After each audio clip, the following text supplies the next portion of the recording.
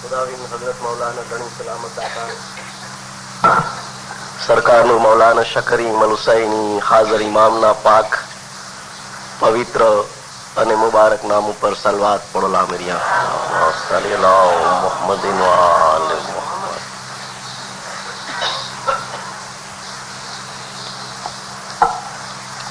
મોમિનો,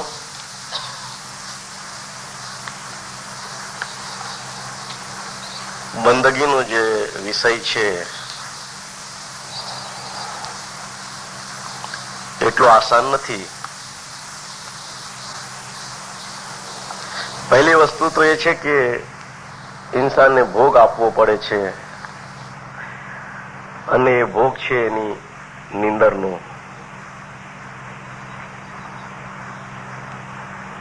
જ્યારે પોતાની નીંદર મૂકી અને જમાતખાનામાં આવે છે ક્યારે થાય છે કે જ્યારે એને પોતાના ઇમામ પ્રત્યે મોહબ્બત હોય, ઇમામ પ્રત્યે લાગણી હોય, ઇમામ પ્રત્યે ચાહના હોય અને એના દિલમાં એ ખ્યાલ હોય કે હું મારા મૌલાથી નજદીક થાઉં, હું મારા મૌલાની નજદીક અને એકદમ નજદીક થવાના પ્રયાસ કરું અને દિલમાં એ પ્યાર અને ઉમળકો જો હોય ને તો જ એક માણસ આગળ વધી શકે છે. કારણ કે નહીં તો પછી ગમે એટલી વર્ષ કે ગમે એટલા દિવસો કે ગમે એટલા કલાકો બંદગી કરીએ, જો એ ચીજ પેદા નથી થઈ જેને પ્યાર કહેવામાં આવે છે તો એ બંદગીનો કોઈ અર્થ નથી. એમ પીર ગિનાનમાં લખે છે, નામ લિયા તો અતિ ઘણા પ્રેમે પીડા ન લાય, એ તો ધૂળી ઉપર લીપણા જેમ ફૂટા મંડલ બજાઈ કે. ગમે એટલું નામ લ્યો તો શું થાય કે કાંઈ નથી થવાનું કે. પ્રેમ અને સાથે સાથે પીડા બી હોવી જોઈએ, દર્દ હોવું જોઈએ, ખરી મોહબ્બત હોવી જોઈએ દિલની અંદર કે મુર્તઝાલીથી નજદીક થાઉં, કે મુર્તઝાલી મને પોતાથી નજદીક કરતા જાય. એક સમય એવો આવે કે હું અને એ બંનેમાં ફરક ન રહીએ. દિનારો લોકો પૂછતા હતા કે હસન કબીરદીન મા બાપ જેવા પીરે ગિનાનો રચ્યા, વિનતીઓ લખી, પણ શા માટે એવી રીતે લખતા હતા કે જાણે પોતે કોઈ સ્ત્રી હોય? પીર પોતાને એક સ્ત્રી તરીકે ઓળખાવે છે. તમે ઘણા ગિનાનો સાંભળ્યા હશે. હસન કબીરદીન મા બાપના, ખાસ કરીને બીજા પીરોના તમે ઓછા ગિનાન સાંભળ્યા હોય કે જેમાં પીરોએ પોતાને સ્ત્રી તરીકે ઓળખાવ્યા હોય. હસન કબીરદીન મા બાપના ઘણા ગિનાનો બોલાય છે. ચાલુ વેનતી બી અમે બોલીએ છીએ એમાં બી એમ કીધું છે કે આશ કરીને યાલી હું તેરે દર ઊભી. જો કે હસન કબીરદીન મા બાપે એમ કેવું જોતું હતું કે હું તેરે દર ઊભો, કારણ કે હસન કબીરદીન હતા ને. પણ એમ લાગે કે આમ શા માટે? કાં પછી આ એસોસિએશન વાળાઓએ ગિનાનમાં કંઈક છાપવામાં ભૂલ કરી દીધી કે પછી પીરોથી ગ્રામર મિસ્ટેક થઈ ગઈ? સાધારણ માણસને તો એમ જ લાગે કે આમ કેમ બોલાય છે, પીર જેવો પીર અને ઊભી કરીને બોલે, અને ઘણે ઠેકાણી બાબતો આવી ગઈ. દિનારો, તમને ખબર છે ઇન્સાનની જિસ્મની અંદર જે રૂહ છે ને, ઇન્સાનના જિસ્મમાં જે રૂહ છે ને એ નારી જાતિ છે.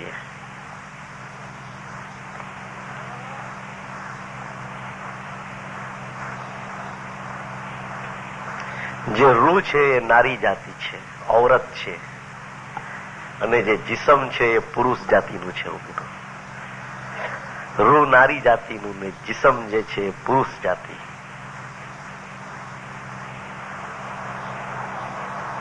અરબીની અંદર તમે સેન્ટેન્સ બનાવો રૂહના તો તમારે સ્ત્રી જાતિમાં બનાવવા પડે. જેમ ગુજરાતીમાં આપણે કહીને કે રૂહ ઉડી ગઈ, એવી રીતે રૂહ એના જિસ્મની બહાર નીકળી ગઈ, એવી રીતે. કારણ તો કે રૂહ જે છે એ નારી જાતિ છે. પીરો એવી દિનદારો પોતાને એવી રીતે ઓળખાવ્યા. કારણ કે પીરનો સંબંધ જે ઇમામ સાથે હતો એ જિસ્મથી નહોતો, રૂહથી હતો. અને રૂહ જે છે એ નારી છે, રૂહ જે છે એ નારી છે. ખુદાએ બે અલગ અલગ ચીજો રાખી. પુરુષ જિસ્મને રાખ્યો અને રૂહને નારી તરીકે રાખી, કે ઇન્સાનને ખબર પડે કે આ અને આ બંને અલગ અલગ છે, એક નથી. બંનેમાં ફરક છે ને બંનેના ખોરાક બી જુદા જુદા છે. જિસ્મનો ખોરાક મટ્ટી છે, કારણ કે મટ્ટીમાંથી પેદા થયું છે. જે કઈ જમીનમાંથી ઉગે એ તમે એને ખવડાવો, પણ આત્માનો ખોરાક મટ્ટી નથી. એ તો ખુદાના નૂરમાંથી આવ્યો છે, અને એનો ખોરાક છે ખુદાનો જિકર, એટલે કે ઈબાદત. નૂરને નૂરની જરૂર છે, અને મટ્ટીને મટ્ટીની જરૂર છે. મટ્ટી મરી ગયા પછી મટ્ટીમાં ચાલી જવાની, ત્યારે નૂર નૂરમાં જવાનું છે. અને એના માટે એને ઈબાદત રૂપી ખોરાકની જરૂર છે. એ ઔરત છે, એ ઔરત છે. પીરોએ પોતાને ખાલી હસન કબીરદીન નહીં, પીર સદરદીન કયો, બીજા પીરો કયો ને અગાઉ જેવો તરી ગયા એ લોકોના નામ દો. અનંતના 9 છુગામાં હસન કબીરદીન માપે લખ્યું કે પીર સદરદીન ને દરેકે દરેક, પછી એને હિન્દુઓના નામો લીધા કે હરિશ્ચંદ્ર કયો કે પહેલાજ કયો કે ગમે તે કયો. એ લોકોએ બી પોતાનું અસલ મકાન મેળવવા માટે પોતાને એક નારી તરીકે ઓળખાવ્યા હતા. પીર સદરદીનને બી શરમ ના આવી નારી તરીકે ઓળખાવામાં. શું કામ આવે? કારણ કે કુરાનમાં રૂહને નારી કહેવામાં આવી છે, ઔરત જાતિ તરીકે ઓળખાવામાં આવી છે. એટલે પીરે બી પોતાના રૂહને એક ઔરત તરીકે કબૂલ કરી કુરાનના હિસાબે. હવે પીરોએ એક રસ્તો ગોત્યો કે ઇમામના નૂરમાં મળવું છે. કેમ મળવું? પીરે લગ્નનો કોન્સેપ્ટ આપ્યો, બહુ સરસ ખ્યાલ આપ્યો મમ્મીનો. લગ્ન થાય ને, છોકરા અને છોકરીના લગ્ન થાય તો લગ્ન થાય ત્યારે એને કહે છે કે હવે તમે બે એક થઈ ગયા, કે હવે તમારા બે માં જુદાપણું નથી, એક થઈ ગયા. લગ્ન થયા પછી એક થાય છે. આ અર્ધાંગની કહેવાય, ઓલો અર્ધાંગનું કે બે અડધો અડધો અંગ મળીને થાય એક અંગ. કારણ તો કે સ્ત્રી જે છે લગ્ન થયા પછી ધણીની થઈ જાય, અર્ધાંગની થઈ જાય. એવી રીતે પીરે કીધું કે માલિક, હું બી તારી સાથે એક થવા માંગુ છું. કે લોકો એમ સમજે કે ઇમામ અને પીરમાં કાંઈ ફરક નથી રહ્યો, બંને એક થઈ ગયા છે. અને દુનિયાના હિસાબે તું મારી સાથે લગ્ન કર તો આપણે એક થઈ જાય, લગ્ન કર આપણે એક થઈ જાય. એ લગ્ન કરીને એક થવા માંગતા હતા કે લગ્ન કર્યા પછી સ્ત્રીનો વજૂદ અલગ નથી રહેતો ને પુરુષનો વજૂદ અલગ નથી રહેતો, બંને એક થઈ જાય છે. આપણે બી કહી છીએ કે આ એક છે, આમાં ફરક નથી.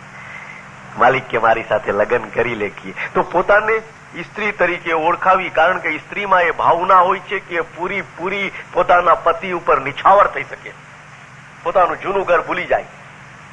જે ઘરમાં મોટી થઈ હોય, 20, 22, 24 વર્ષ કાઢ્યા હોય, જે પ્યાર જોયો હોય એ બધું ભૂલીને ધણીની થઈ જાય.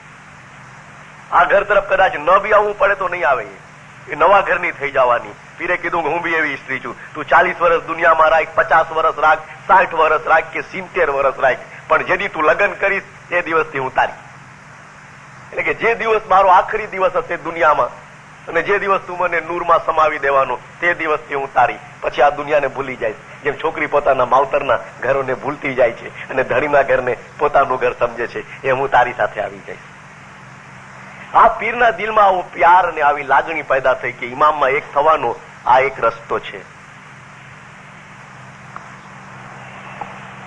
તમે સાંભળ્યો છે દિનદારો, હિન્દુસ્તાનની અંદર મીરાનું નામ સાંભળ્યું હશે. મીરા ભગવાનની ભક્ત હતી, એનો ભગવાન હતો કૃષ્ણ. એના કેટલાય ભજનો તમે સાંભળ્યા હશે. મીરા કા ગિરધર ગોપાલ દૂસરા ન કોઈ, કે મારો તો ગિરધર ગોપાલ છે, કે બીજો કોઈ નથી. એનો ધણી રાજા હતો, રાણા નામ હતું એનું. પણ એ કે મારો અસલ ધણી તો કૃષ્ણ ભગવાન છે, કે આ ધણી તો ભલે ને રાજા હોય કે, પણ દીન દુનિયાનો જે રાજા છે એ મારો ધણી છે. અને કેવી ગાંડી થઈ ગઈ હતી એની પાછળ. ઘર બાર તો ભૂલી કે, ભાનતાન ભૂલી ગઈ, હું તો કે બધું ભૂલી ગઈ રે, ભગવાનમય થઈ ગઈ કે જ્યાં જાય ત્યાં શરમનો ખ્યાલ નહીં, હયાનો ખ્યાલ નહીં, કોઈ જાતનું પોતાનું ભાન નહીં. બસ એટલી બધી મોહબ્બત અને ઈશ્ક કે કૃષ્ણ મારો ધણી અને હું એની ઘરવાળી.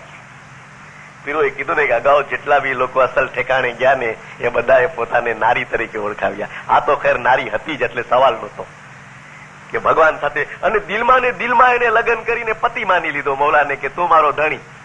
કૃષ્ણને કે તું મારો ધણી. પણ તારો ધણી દુનિયામાં રાણા છે, તો કે એ તો થોડાક ટાઈમ માટેનો છે, કે કાલે એ મરી જશે કે હું મરી જઈશ, નોખા થઈ જશું. પણ મૌલા સાથે જે લગ્ન થશે ને તો પરમિનન્ટ હશે, કે એ તો હંમેશના માટે હશે. જ્યાં નથી મોત કે નથી કાંઈ, કે એ તો હંમેશના માટેનું થશે. એટલે એના દિલમાં એ ભાવના હતી કે ભગવાન મારો ધણી છે.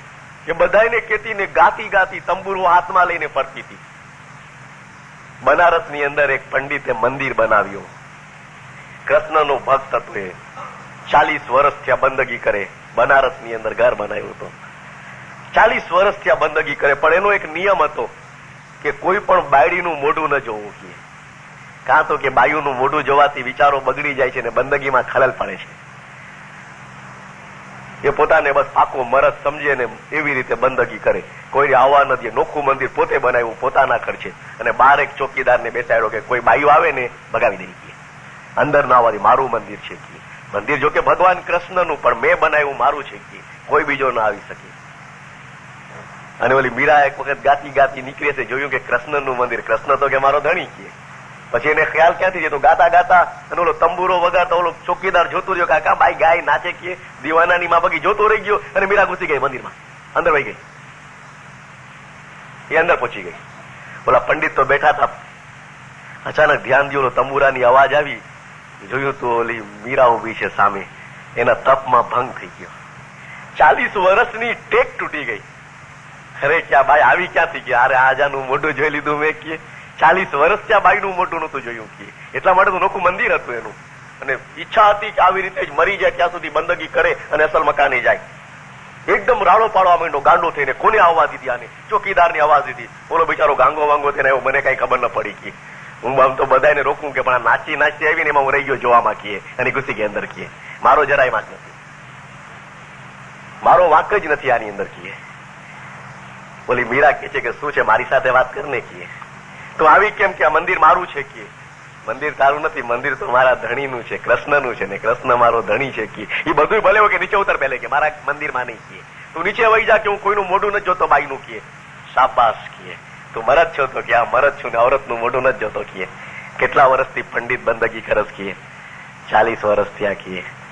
40,000 વર્ષની બંદગી કરને તો બી એ ભગવાનના નૂરમાં નહીં મળી શકીએ. નહીં, 40,000 વર્ષ બી જો જીવતો રહીને બંદગી કરતો જાને તો બી નૂરમાં એક નહીં થાકીએ. જો એના નૂરમાં મળવું હોય અને ભગવાનને તારો બનાવવો હોય ને તો તું પેલે સ્ત્રી બનતા શીખીએ. પંડિત કે મને એક દાખલો તો આપ કે પોતાને મરદ સમજીને કોઈએ બંદગી કરી હોય ને અસલ મકાને ગયો એવો એક દાખલો તો દેખીએ.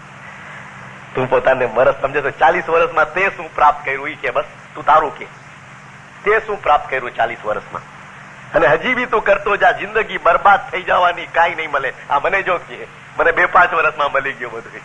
બસ કે હું ગાંડી થઈ ગઈ, મેં એને મારો માની લીધો કે. હું એના ઉપર બધું નિછાવર કરવા તૈયાર છું કે. અને એવી ભાવના પેદા થઈ, એ મારો થઈ ગયો, હું એની થઈ ગઈ કે. બાકી તું ગમે એટલા વર્ષ કાઢી નાખ, જ્યાં સુધી સ્ત્રી તરીકેની ભાવના તારામાં પેદા ન થાય અને તું એના ઉપર પૂરેપૂરું નિછાવર નહીં થાય ત્યાં સુધી તને કઈ લાભ નથી.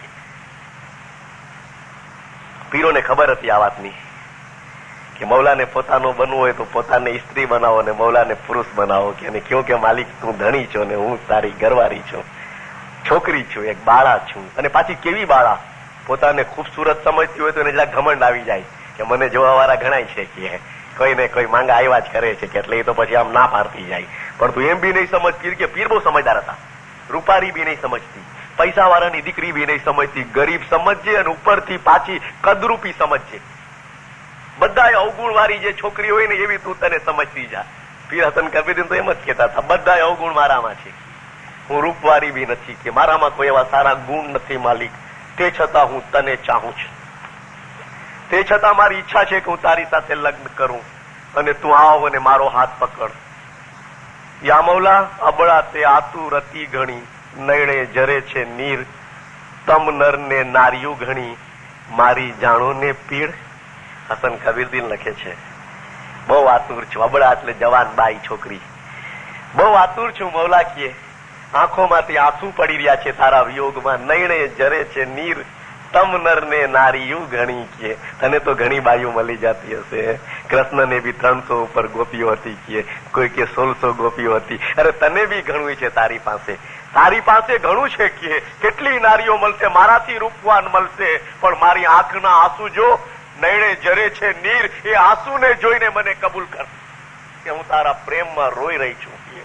ભલે મારામાં 1000 અવગુણ હોય, 1000 અપલખણ હોય કીએ, પણ તું મારી સાથે એક વખત હા પાડી દે લગ્ન કરવાની. પીરોએ આવી રીતે મનાવવાની કોશિશ કરી ઇમામને કે તું મારો થઈ જા ને હું તારી થઈ જાઉં કીએ. આપણા બંનેમાં કોઈ ફરક ન રહીએ કીએ. આ શું છે મમ્મીનો પ્રેમ પ્રેમનો એક જાતનો એટલો બધો મમ્મીનો મીઠાશ ભરેલો પ્રેમ છે કે ઇમામને પોતાનું બનાવવા માંગે છે. તઝક્કરતુલ અૌલિયામાં લખે છે કે જુન્નેદ બગદાદી હતા ને, એને બી 30 થી 35 વર્ષ સુધી બંદગી કરી હતી. જંગલમાં ફરતા હતા. એ ભૂખા તરસિયારી આત્માને કે તને ઓલો નફ્સ કે ને કે ભૂખ લાગી છે તો કે ખબરદાર તને ખાવા નહીં દઉં, ભૂખો રાખીશ, કે મારે બંદગી કરવી છે ને કંઈક મેળવવું છે. એ ભાવના એની રખડે આખો દી જંગલોમાં બંદગી કરે. ભૂખા તરસિયારી શરદીમાં પાતળા કપડા પહેરે, ગરમીમાં જાડા કપડા પહેરે, મતલબ કે નફ્સને તકલીફ દેવી, જેટલો દુખી કરી શકાય એટલો દુખી કરવો આત્માને. એ એની ભાવના હતી. અને હકીકતે દિનદારો એક વખત જંગલમાંથી પસાર થઈ રહ્યા હતા તો જોયું કે ગાંડા જેવો માણસ પડ્યો છે. એક બિલકુલ ગાંડા જેવો માણસ, ફાટેલ તૂટેલ વસ્ત્ર વાળો, દીવાનો દેખાણો એને. પાછી દયા એટલા માટે આવી કે પડેલો હતો, સુઈ ગયો હશે થાકીને, અને એના જિસમ ઉપર બધી કીડીઓ, લાલ મોટી મોટી કીડીઓ એના જિસમ ઉપર બટકા ભરી રહી હતી. મોઢા ઉપર, ગાલ ઉપર, હાથ ઉપર, બદન ઉપર, પગ ઉપર, કેટલી લગભગ હજારો કીડીઓ હતી. જાણે કે બધી કીડીઓ એના ઉપર જ ઉભરાઈ ગઈ હોય, અને આ બેભાન જેવી હાલતમાં પડ્યો છે. સેંકડો બટકા એક સાથે ભરાતા હશે કે બીજો હોય તો રાડ પાડી જાય. આ બેભાન હતો. આને દયા આવી કે બિચારાના કીડીઓ મારી નાખવાની છે. આ બેભાન છે. શું કઈ દારૂ પીને બેહોશ થયો છે કે મસ્તીમાં આવીને બેહોશ થયો છે, ગમે તે છે કે, પણ આ કીડીઓ આને બટકા ભરી રહે છે ને આને તકલીફ થઈ રહી છે. જુનેદને દર્દ થયું. પોતે બેઠા, ઓલાનું માથું પોતાના ખોરામાં રાખ્યું. ઓલી એક એક કીડીને વીણી વીણીને ફેંકતા ગયા. એને બિલકુલ એક એક કીડી ન રહી જિસમ ઉપર, એટલો સાફ કર્યો એને. અને પછી એને હાથ ફેરવવા લાગ્યા. બધા આમ દાગ પડી ગયા હતા જિસમ ઉપર બિચારાને કે બહુ હેરાન કર્યો છે કીડીઓ. એ કે અડધી કલાક પોણી કલાક પછી ઓલો હોશમાં આવીને આંખ ખોલે છે. આંખ ખોલીને કે છે કોણ કમબખત હતો, કે આ કોણ ગધેડા જેવો માણસ આવ્યો કે જેને મને મારા ખુદાથી દૂર કરી દીધો. કે ખુદાથી દૂર કરી દીધો? એક તો એના ઉપર દયા કરી, ઓલી કીડીઓથી છોડાવ્યો, અને ઉપરથી કે છે કે આ કોણ માણસ આવ્યો કે જેને મારા પરવરદિગારથી દૂર કર્યો. જુનેદ એકદમ ઉભા થઈ ગયા. શું વાત કરસ કે તું? તો કેવો તમે છો જુનેદ બગદાદી? કે તમારા તો બહુ વખાણ સાંભળાતા કે વર્ષો ત્યાં તમે ઘર બહાર મૂકી અને ખુદાને ગોતતા ફરો છો. તો કે બરાબર છે. કે પછી મળ્યો તમને ખુદા? તો કે બસ એની જ તલાશમાં છું, મને મળી ગયો. જેવો મને મળી ગયો કે તમે જ્યાં સુધી કીડીઓ કાઢી નહોતી ને ત્યાં સુધી હું ખુદાના હુજૂરમાં હતો. એ મારી સાથે વાત કરતો હતો, હું એની સાથે વાત કરતો હતો. એ મને જોઈ રહ્યો હતો, હું એને જોઈ રહ્યો હતો. કે પણ તમે ઓલી કીડીઓ કાઢી નાખી ને, કે એ વયો ગયો ને અત્યારે હું દર્શન વગરનો પડ્યો છું. તને ઓલી કીડીઓ બટકા ભરતી હતી, તકલીફ નહોતી થતી? જુનેદથી બીજું કાંઈ સમજમાં ના આવ્યું ને, એટલું જ પૂછ્યું કે ઓલી બટકા ભરતી હતી કીડીઓ તો તકલીફ નહોતી થતી? તો કે ખુદાની મોહબ્બતમાં એટલો બધો લીન હતો ને કે બટકાની અસર મારા જિસમને નહોતી થતી. કે એટલા બટકાઓ ભરતી હતી એમ તું કે, પણ મને તો જરાય અસર નહોતી થતી, કારણ કે હું તો એના પ્રેમની અંદર એટલો બધો લીન થઈ ગયો તો, એનો જલવો જોઈ રહ્યો હતો. કે જુનેદ કે તું જે બોલો છે હું સમજી નથી શકતો. કે એવું કોઈ દી બને કે એટલી બધી કીડીઓ બટકા ભરીને તું એટલી બધી મોહબ્બતમાં કેવો ગરકાવ કે બટકાની અસર તને ન થાય?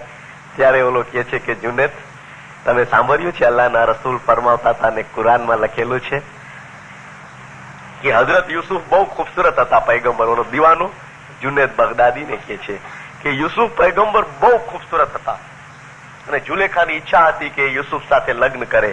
જે કઈ પણ ડિટેલમાં આપણે જવું નથી. પછી એ યુસુફને ચાહવા લાગ્યા. એની સહેલીઓને કે છે કે મને યુસુફ બહુ વાલો લાગે છે, કેટલો બધો ખૂબસૂરત છે, એટલો બધો ખૂબસૂરત છે કે દુનિયામાં બીજો કોઈ એના જેટલો ખૂબસૂરત નથી. કુરાનમાં લખેલું છે. એની સહેલીઓ કે એટલો બધો ખૂબસૂરત છે તો કે આ મારા ઘરમાં છે, મારા ધણી એને ગુલામ તરીકે ખરીદો છે ને હું જોઉં છું તો જોતી જ રહી જાઉં છું. કે અને તમે બી જોશો તો જોતા રહી જાશો. કે સહેલીઓને બોલાવીને કે જો તમારે મને ખોટું લાગતું હોય ને તમને તો જો હું બોલાવું છું યુસુફને. બધીને બેસાડી, હાથમાં એક લીંબુ આપ્યું ને છુરી આપી કાપવા માટેની, કે આ લીંબુ કાપો હું લઈ આવું એને. કે સહેલીઓને હાથમાં લીંબુ આપ્યું ને છુરી આપીને પોતે ગઈ યુસુફ પાસે ને કે છે કે આ દરવાજામાંથી અંદર આવો. આ લોકોને કીધું જો યુસુફ આવી રહ્યા છે. કે હાથમાં છુરી છે, લીંબુ કાપવાની તૈયારીમાં, અને યુસુફ દાખલ થયા. જોતી જ રહી ગઈ સહેલીઓ. ચાંદ જેવો ચહેરો હતો. એ તો અલ્લાહના નબી હતા ને. જોતી રહી ગઈ ને એ લીંબુ કાપતા કાપતા આંગળી કાપી લીધી. ખૂન ટપકી રહ્યું છે ને યુસુફને જોઈ રહી છે. બધાની આંગળીઓ કટ થઈ ગઈ લીંબુની બદલીમાં, અને એ જોતી રહી ગઈ. લખેલું છે અલ્લાહના રસૂલમાં પણ, અહેવાલુલ અંબિયામાં પણ, કે જોતી જ રહી ગઈ. બોલો કે છે દીવાનો, જુનેદ તને ખબર છે કે બધી પોતાની આંગળીઓ કાપી નાખીને છતાં એને આંગળી કાપાવાનું દર્દ નહોતું થતું, ખૂન પડતું હતું, એનું ભાન નહોતું. કારણ તો કે જોવામાં એટલી ગર્ક થઈ ગઈ હતી. તો કે વાત સાચી છે. એક માણસની મોહબ્બતમાં જો આવી હાલત થતી હોય તો ખુદાની મોહબ્બતમાં કેવી હાલત થવી જોઈએ? જુનેદ કહે, યુસુફ તો ખુદાના એક બંદા હતા, એની મોહબ્બતમાં ઓલી આંગળીઓ કાપી લીધી અને અહેસાસ ન થયો કે ખૂન જાય છે, આંગળીનો કટકો કપાઈ ગયો એમ ન થયું. તો પછી જે માણસ ખુદાની મોહબ્બતમાં હોય એનો દરજ્જો કેટલો આગળ વધી જાય. ત્યારે જુનેદે કીધું કે મને કોઈ ઇબાદત કરતા શીખાડ્યો હોય ને તો એક દીવાનો હતો. કે હું તો એને દીવાનો સમજતો હતો. મેં 35-40 વર્ષ બંદગી કરી, પણ એ ભાવ કે પ્રેમ કે પ્યાર હું પેદા ન કરી શક્યો. એ ચીજ મારામાં પેદા ન થઈ ગઈ. એ મને દીવાનાએ બતાવ્યું હતું. મોઈનો મૌલા પ્રત્યેનો પ્યાર પહેલે હોવો જોઈએ દિલમાં. બંદગી કરવા આવી, આંખો ચોરતા ચોરતા અડધી નીંદરમાં હોય, અડધી નીંદરમાં ન હોય અને બંદગીમાં બેસી ગયા. યાલી યાલી યાલી ગમે એટલું કરીએ પણ ઓલો પ્યાર ક્યાં છે? પ્યાર હોવો જોઈએ પહેલે. મુર્તઝાલી હાજર ઇમામ સાથે મોહબ્બત હોવી જોઈએ, લાગણી હોવી જોઈએ. ધણીના અહેસાનો યાદ કરો, પ્યાર પેદા થશે. એ ધણીના કેટલા અહેસાનો છે એને તમે યાદ કરશો તો પ્યાર પેદા થશે. 15 વર્ષ પહેલા તમે શું હતા અને આજે તમે શું છો એ યાદ કરશો તો ધણીની મહેરબાનીઓ યાદ આવશે અને એના તરફ પ્યાર પેદા થશે, લાગણી પેદા થશે, જજ્બો આવશે પ્યારનો. અને એમ થશે કે નહીં મૌલા તું મારો છો કે તારા ઉપર એક વખત જાન બી જો કુરબાન કરવી પડે તો હું પાછી પાની નહીં કરું. જજ્બો પેદા કરો પ્યારનો એવો. દિલદારો, અને એવી રીતે એ મૌલા પ્રત્યે ઈશ્ક થઈ જાય ને અને ત્યાર પછી તમે જો એનું નામ લ્યો ને, અને એવી 4 થી 5 નો ટાઈમ આપ્યો છે ઇમામે, અને એ વખતે જો નામ લેવાય ને તો ખરેખર ધણી જે છે ને ઘણો ફાયદો પહોંચાડે આપણને. તો એક ઇન્સાન આગળ ને આગળ વધતો જાય. તમે કહો કે એક વખત બંદગી કરે, ભલે 15 મિનિટ 20 મિનિટ 25 મિનિટે મોહબ્બતની અંદર બંદગી કરે અને પોતાનું ભાન ન રહીએ અને કદાચ એક વખતે રૂ બહાર આવે. જેટલી બી નાપાકીઓ છે ને રૂની અંદર, જેટલી બી એની અંદર સમજો કે મમ્મીનો ગુનાહિત ચીજો સામેલ છે ને એ બધી પાક થઈ જાય. એક વખતે બહાર આવે, એક વખતે ઉડતા શીખે. ઇમામે કીધું કે જેમ પક્ષી હોય ને ઉડવા વાળું, એને તમે પાંજરામાં પૂરીને એના પરને કાપી નાખો ને, એવી તમારી રૂહની હાલત છે કે ઉડી નથી શકતી, અંદર ગંદી જગામાં પડી છે અને એને જ દુનિયા સમજે છે. એક વખત એને બહાર નીકળવા દો. કેવી રીતે? ઇમામ તકી મોહમ્મદ પોતાના રસાલામાં લખે છે, અખવાનું સફાની અંદર લખ્યું કે સમુદ્રનું પાણી હોય છે ને ખારું હોય છે કે માણસ એને પી નથી શકતો. ખારું પાણી હોય છે, એ પીવાના કામમાં નથી આવતું, વપરાશમાં નથી આવતું. અને પાછી એના ઉપર સ્ટીમરો ને જહાજો ચાલતા હોય ને એનું ઓઇલ ને તેલ ને ગંદકી બધી એ પાણીમાં સામેલ થાય છે. અને પાછો અતરાફમાં એના ઓલો શું કહેવાય લીલો સેવાર જામેલો હોય છે.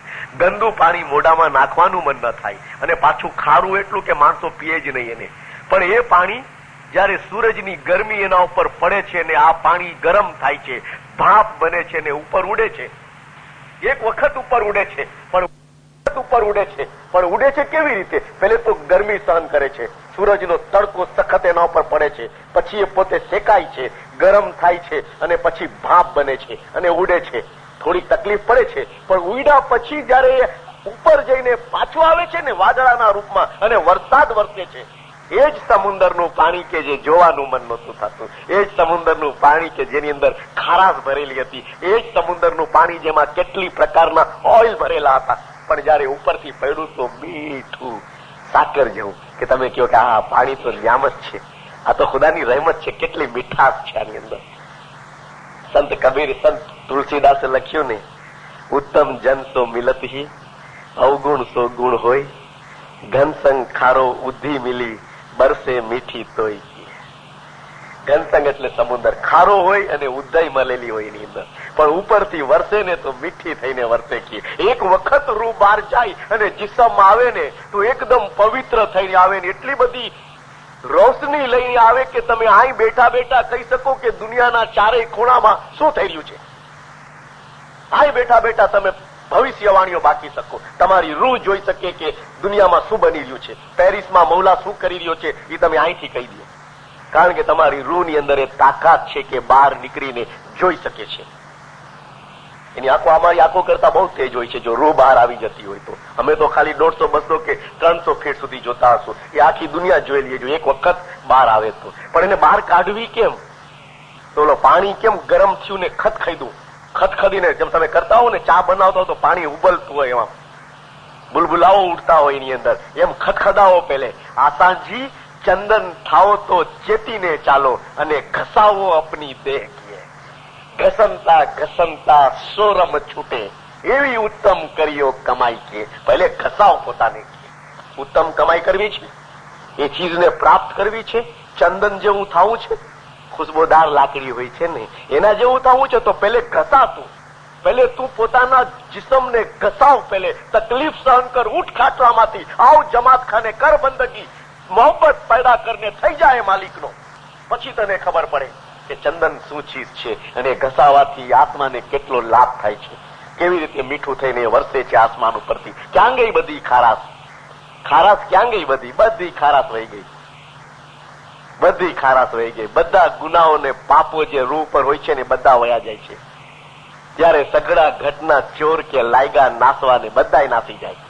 કાં તો ક્યાં હવે એની અંદર મોહબ્બત પેદા થઈ ગઈ છે. હવે ઇમામનો થઈ ગયો છે ને ઇમામ એનો થઈ ગયો છે. આ ચીજ હોવી જોઈએ મમ્મીનો. અને આ ચીજ 1 કલાકની બંદગી આપશે પણ પ્યાર સાથે, કંટાળા સાથે નહીં કે ખાને નહીં જાય તો કોઈ વાતું કરશે, યા મુખિયાણી છી તો જવું પડશે, યા ફલાણા પોસ્ટ ઉપર છી ને નહીં જાય તો કોઈ વાતો કરશે. અને આવા ખ્યાલથી આવીને ખાનામાં બેઠી જાય તો એનો કાંઈ મતલબ નહીં. દિલમાં ઉમળકો હોવો જોઈએ. આજીજી કરતા શીખો, ગિરિયાઝારી કરતા શીખો, મૌલા પાસે રોતા શીખો, આંખમાંથી આંસુ બહાવતા શીખો અને એ માલિકને પોતાનો કરતા શીખો. અરે માલિક તો તમારી આજીજીનો ભૂખો છે, તમારી ગિરિયાઝારીનો ભૂખો છે કે તમે એની સામે કેટલું રોઈ શકો છો એ જોવા માંગે છે. મોહબ્બત રોવાની? વગર મોહબ્બતે આંખમાં આંસુ ના આવે. ગમે એટલી કોશિશ કરો આંસુ ના આવે.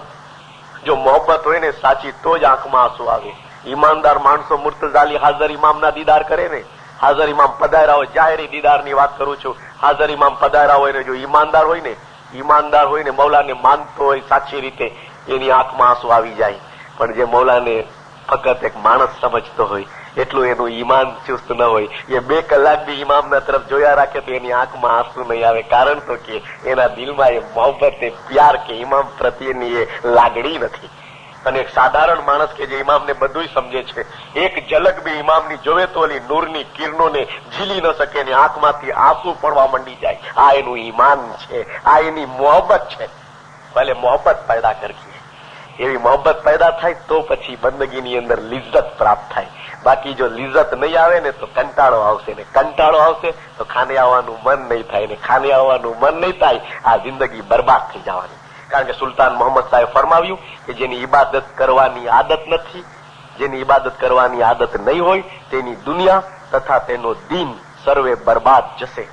પ્રિન્ટેડ ફરમાન છે. કરતા શીખો, પ્યાર પેદા કરતા શીખો અને એવો પ્યાર પેદા કરો. યા મૌલા ભર જોબન અમારો આવ્યો, બહાર નીકળતા લાજ જ થાય, અજ્ઞાનની આંચ કલમાહે ઘણી, રખે વણસી જાય, મહેર કરો મારા મૌલા. તમને લાગે છે કે શાદી માટે બહુ ઉતાવળ કરે છે સંત કબીરદાસ? નહીં. ભર જોબન અમારો આવ્યો કે ભર ચક જવાનીમાં છું કે હવે બહાર નીકળતા બી શરમ થાય છે. છોકરી મોટી થઈ જાય ને કે કેનેડામાં તો બધા બહાર કાઢે. હું ઓલા 3જા વિશ્વની વાત કરી રહ્યો છું, અમારા ઇન્ડિયા જેવા દેશની. એ છોકરી મોટી થઈ જાય ને ખાસ કરીને મુસલમાનની અંદર તો પછી કહે છે કે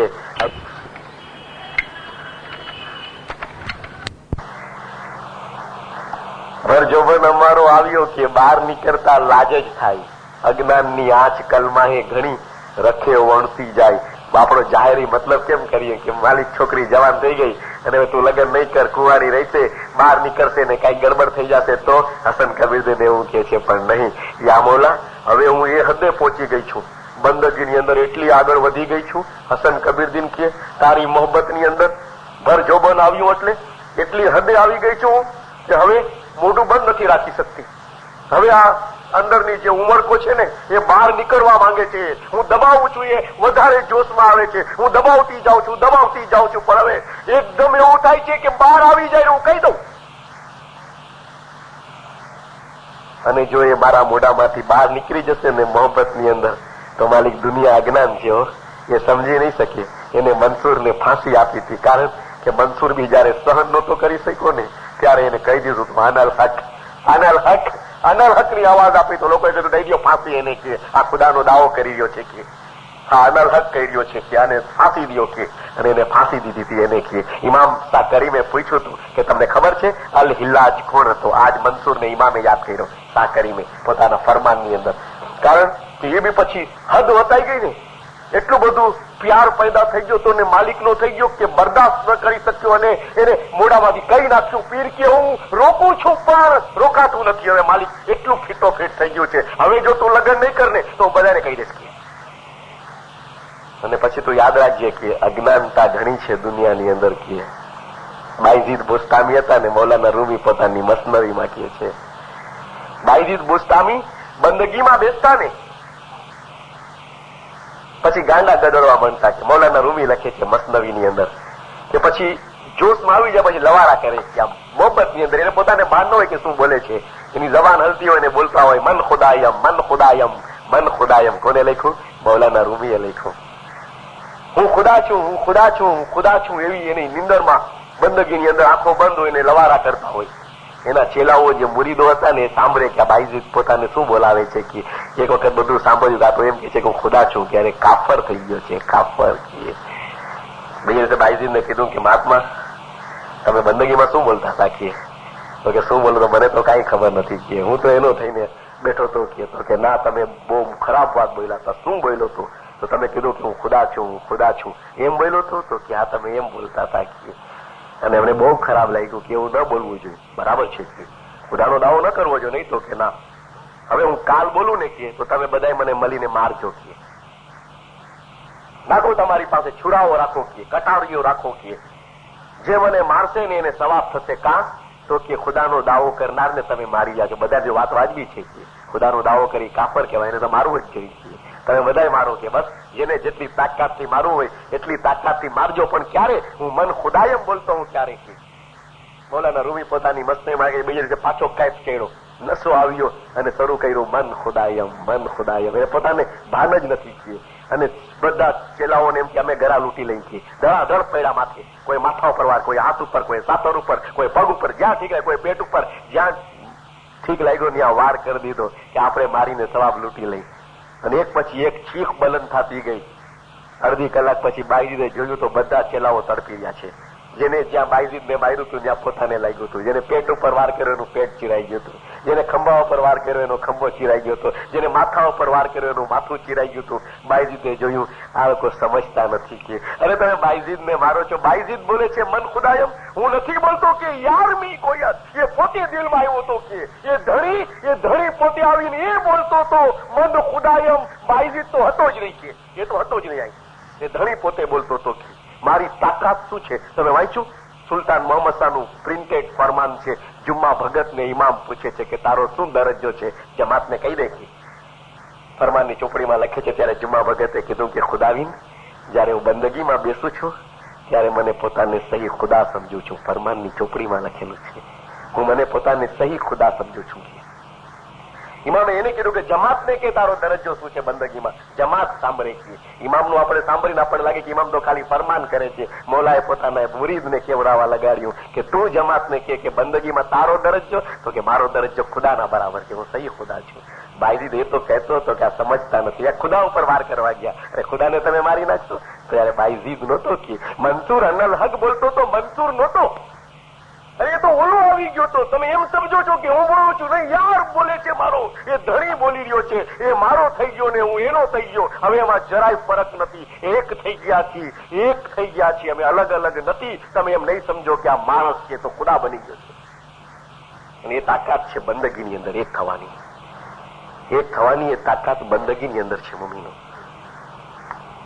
ઇમામ જે ઇસ્મે આઝમ આપે, જે શબ્દ ઇમામ આપે, એના ઉપર એકાગ્ર કરવાનું છે ને, એના ઉપર એક ચિત્ત કરવાનું છે, એના ઉપર વિચારો એકત્રિત કરવાના છે, એના ઉપર એક મન થવાનું છે. અને એ પવિત્ર શબ્દ અને મુર્તઝાલી હાજર ઇમામનો દીદાર સામે રાખી અને આપણે જો પ્રેક્ટિસ કરતા હોય તો તમે સમજો છો તાકાત નથી આવતી. શક્તિ પ્રાપ્ત નથી થતી. અને લોકોને અમે જોયું મેલી વિદ્યા જે કરે છે ને મમ્મીનો, મેલી વિદ્યા. તમે મોટા મોટા જાદુગરોને જોયા હશે, તમે નામ સાંભળ્યું હશે. મોટા મોટા જાદુગરોનું જે ઇન્ડિયાથી જાદુ બતાવવા માટે ફોરેન કન્ટ્રીમાં ગયા હતા. પીસી સરકારનું નામ તમે સાંભળ્યું હશે, પ્રફુલ્લ ચંદ્ર સરકાર. એવા બીજા ઘણા જાદુગરો હતા જેની અંદર એટલી બધી શક્તિ હતી. ઇન્ડિયામાં એના જાદુ એટલા વખણાતા હતા મમ્મીનો કે એક છોકરાને આપણી સામે કાપી નાખી, માથું અલગ કરી દે, હાથ અલગ કરી દે, પગ અલગ કરી દે, જીસમના ટુકડે ટુકડા કરી નાખે. આપણે જોતા રહી જાય. આપણે આંખોથી જોઈ કે કપાઈ ગયો છોકરો, ખૂન ખૂન દેખાય આપણને પૂરું સ્ટેજ ઉપર. અને પાછો એ છોકરાને જીવતો કરતા એ લોકો. એ ડ્રામો હોય, નાટક હોય 2 કલાક 1.5 કલાકનું, પાછો એને જીવતો કરી દીધું. એવા જ એક જાદુગરને કે જે છોકરો કાપતો ને જીવતો કરતો, રાણા એનું નામ હતું. રાણા ધી ગ્રેટ તરીકે પોતાને ઓળખાવતો હતો. એને હવે જાદુ બંધ કર્યું, હજી જીવતો છે, મર્યો નથી, રિટાયર્ડ થઈ ગયો છે. એનો ઇન્ટરવ્યુ લેવામાં આવ્યો હતો પત્રકારો તરફથી કે તમે જરાક આના ઉપર રોશની નાખશો કે આ તમે કરતા હતા કેમ કરતા હતા કે માણસને કાપી નાખો કે અને પાછો જીવતો કરો તો ખુદા કરે છે, આ તો કે ઇન્સાન નથી કરી શકતું અને અમે અમારી આંખથી જોઈ છે તમે કાપી નાખો છો કે. ત્યારે મેં કીધું હતું કે બધું ખોટું છે કે અમે કોઈ છોકરાને કાપતા નથી, કોઈ ઉપર છુરી ચલાવતા નથી, કોઈના બટકા કરતા નથી ને કોઈને જીવતો કરતા નથી. તો પછી આજે તમારા સાથે પબ્લિક આવે છે, ટિકિટ ખર્ચો કરે છે, તમે ઠેકાણે શો રાખો છો, એનું શું કહે? તો કે એનું એ જ છે, અમે તમને સાફ સાફ કહી દઈએ છીએ કે અમે કે મેલી વિદ્યા ઉપર યકીન રાખીએ છીએ અને વિચારોને એકાગ્ર કરવાની કોશિશ કરીએ છીએ. કોઈ એક પોઈન્ટ ઉપર, કોઈ એક સેન્ટર ઉપર, કોઈ એક મરકઝ ઉપર અમારા વિચારો એક કરવાની મેલી વિદ્યા છે કે જેટલી અમે વિચારો એકત્ર કરી શકીએ છીએ એટલી અમારી શક્તિ વધતી જાય છે. જેટલા અમે વિચારોને એકત્ર કરીએ એટલી અમારી શક્તિ વધે છે. અને એને બતાવ્યું કે વર્ષોની પ્રેક્ટિસ પછી ઘણા જાદુગરો 200 ફીટની અતરાફમાં પોતાનો અસર નાખી શકતા હોય, ઘણા 250 ફીટ સુધી, ઘણા 300 ફીટ સુધી, ઘણા 500 ગજ સુધી. જેની જેટલી પ્રેક્ટિસ અને જેટલી શક્તિ એટલી એના રૂહાની અને આત્મિક શક્તિની અસર થાય છે. કે મારી અસર 300 ગજ સુધી છે સમજો કે, તો જે ટેન્ટ બાંધીશ ને એ 300 ગજમાં બાંધીશ, 300 ગજમાં એ ટેન્ટ બંધાશે કે. અને પછી હું ઉભો રહીશ ખાલી આમ હાથ માથે હાથ રાખીને. હું વિચાર કરીશ, પબ્લિક બધી બેઠી હશે, મારી એ શક્તિ જે મેં કેળવી છે મેલી વિદ્યાથી.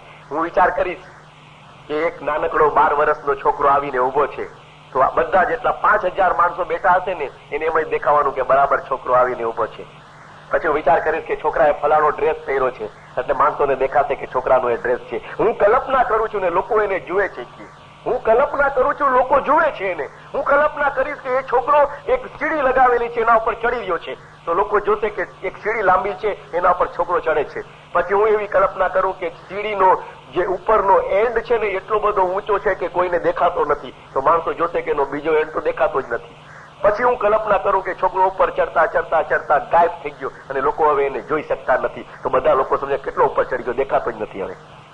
પછી હું કલ્પના કરું કે છોકરાનું માથું કપાઈને નીચે પડ્યું, તો લોકો જોશે કે એનું માથું કપાઈને નીચે પડ્યું. હું વિચાર કરું કે ખૂનમાં તરબોળ માથું છે, તો લોકોને ખૂનમાં તરબોળ દેખાય છે. હું વિચાર કરું એના હાથ કપાઈને પડી ગયા તો લોકોને એના હાથ દેખાય. હું વિચાર કરું એના પગ કપાઈને પડ્યા તો લોકોને એના પગ દેખાય છે. અને પછી હું વિચાર કરું કે છોકરાને મેં સજીવન કર્યો છે તો છોકરો પાછો સજીવન થાય. જે હું વિચાર કરતો એને એ લોકો પ્રેક્ટિકલી જોતા હોય માણસો.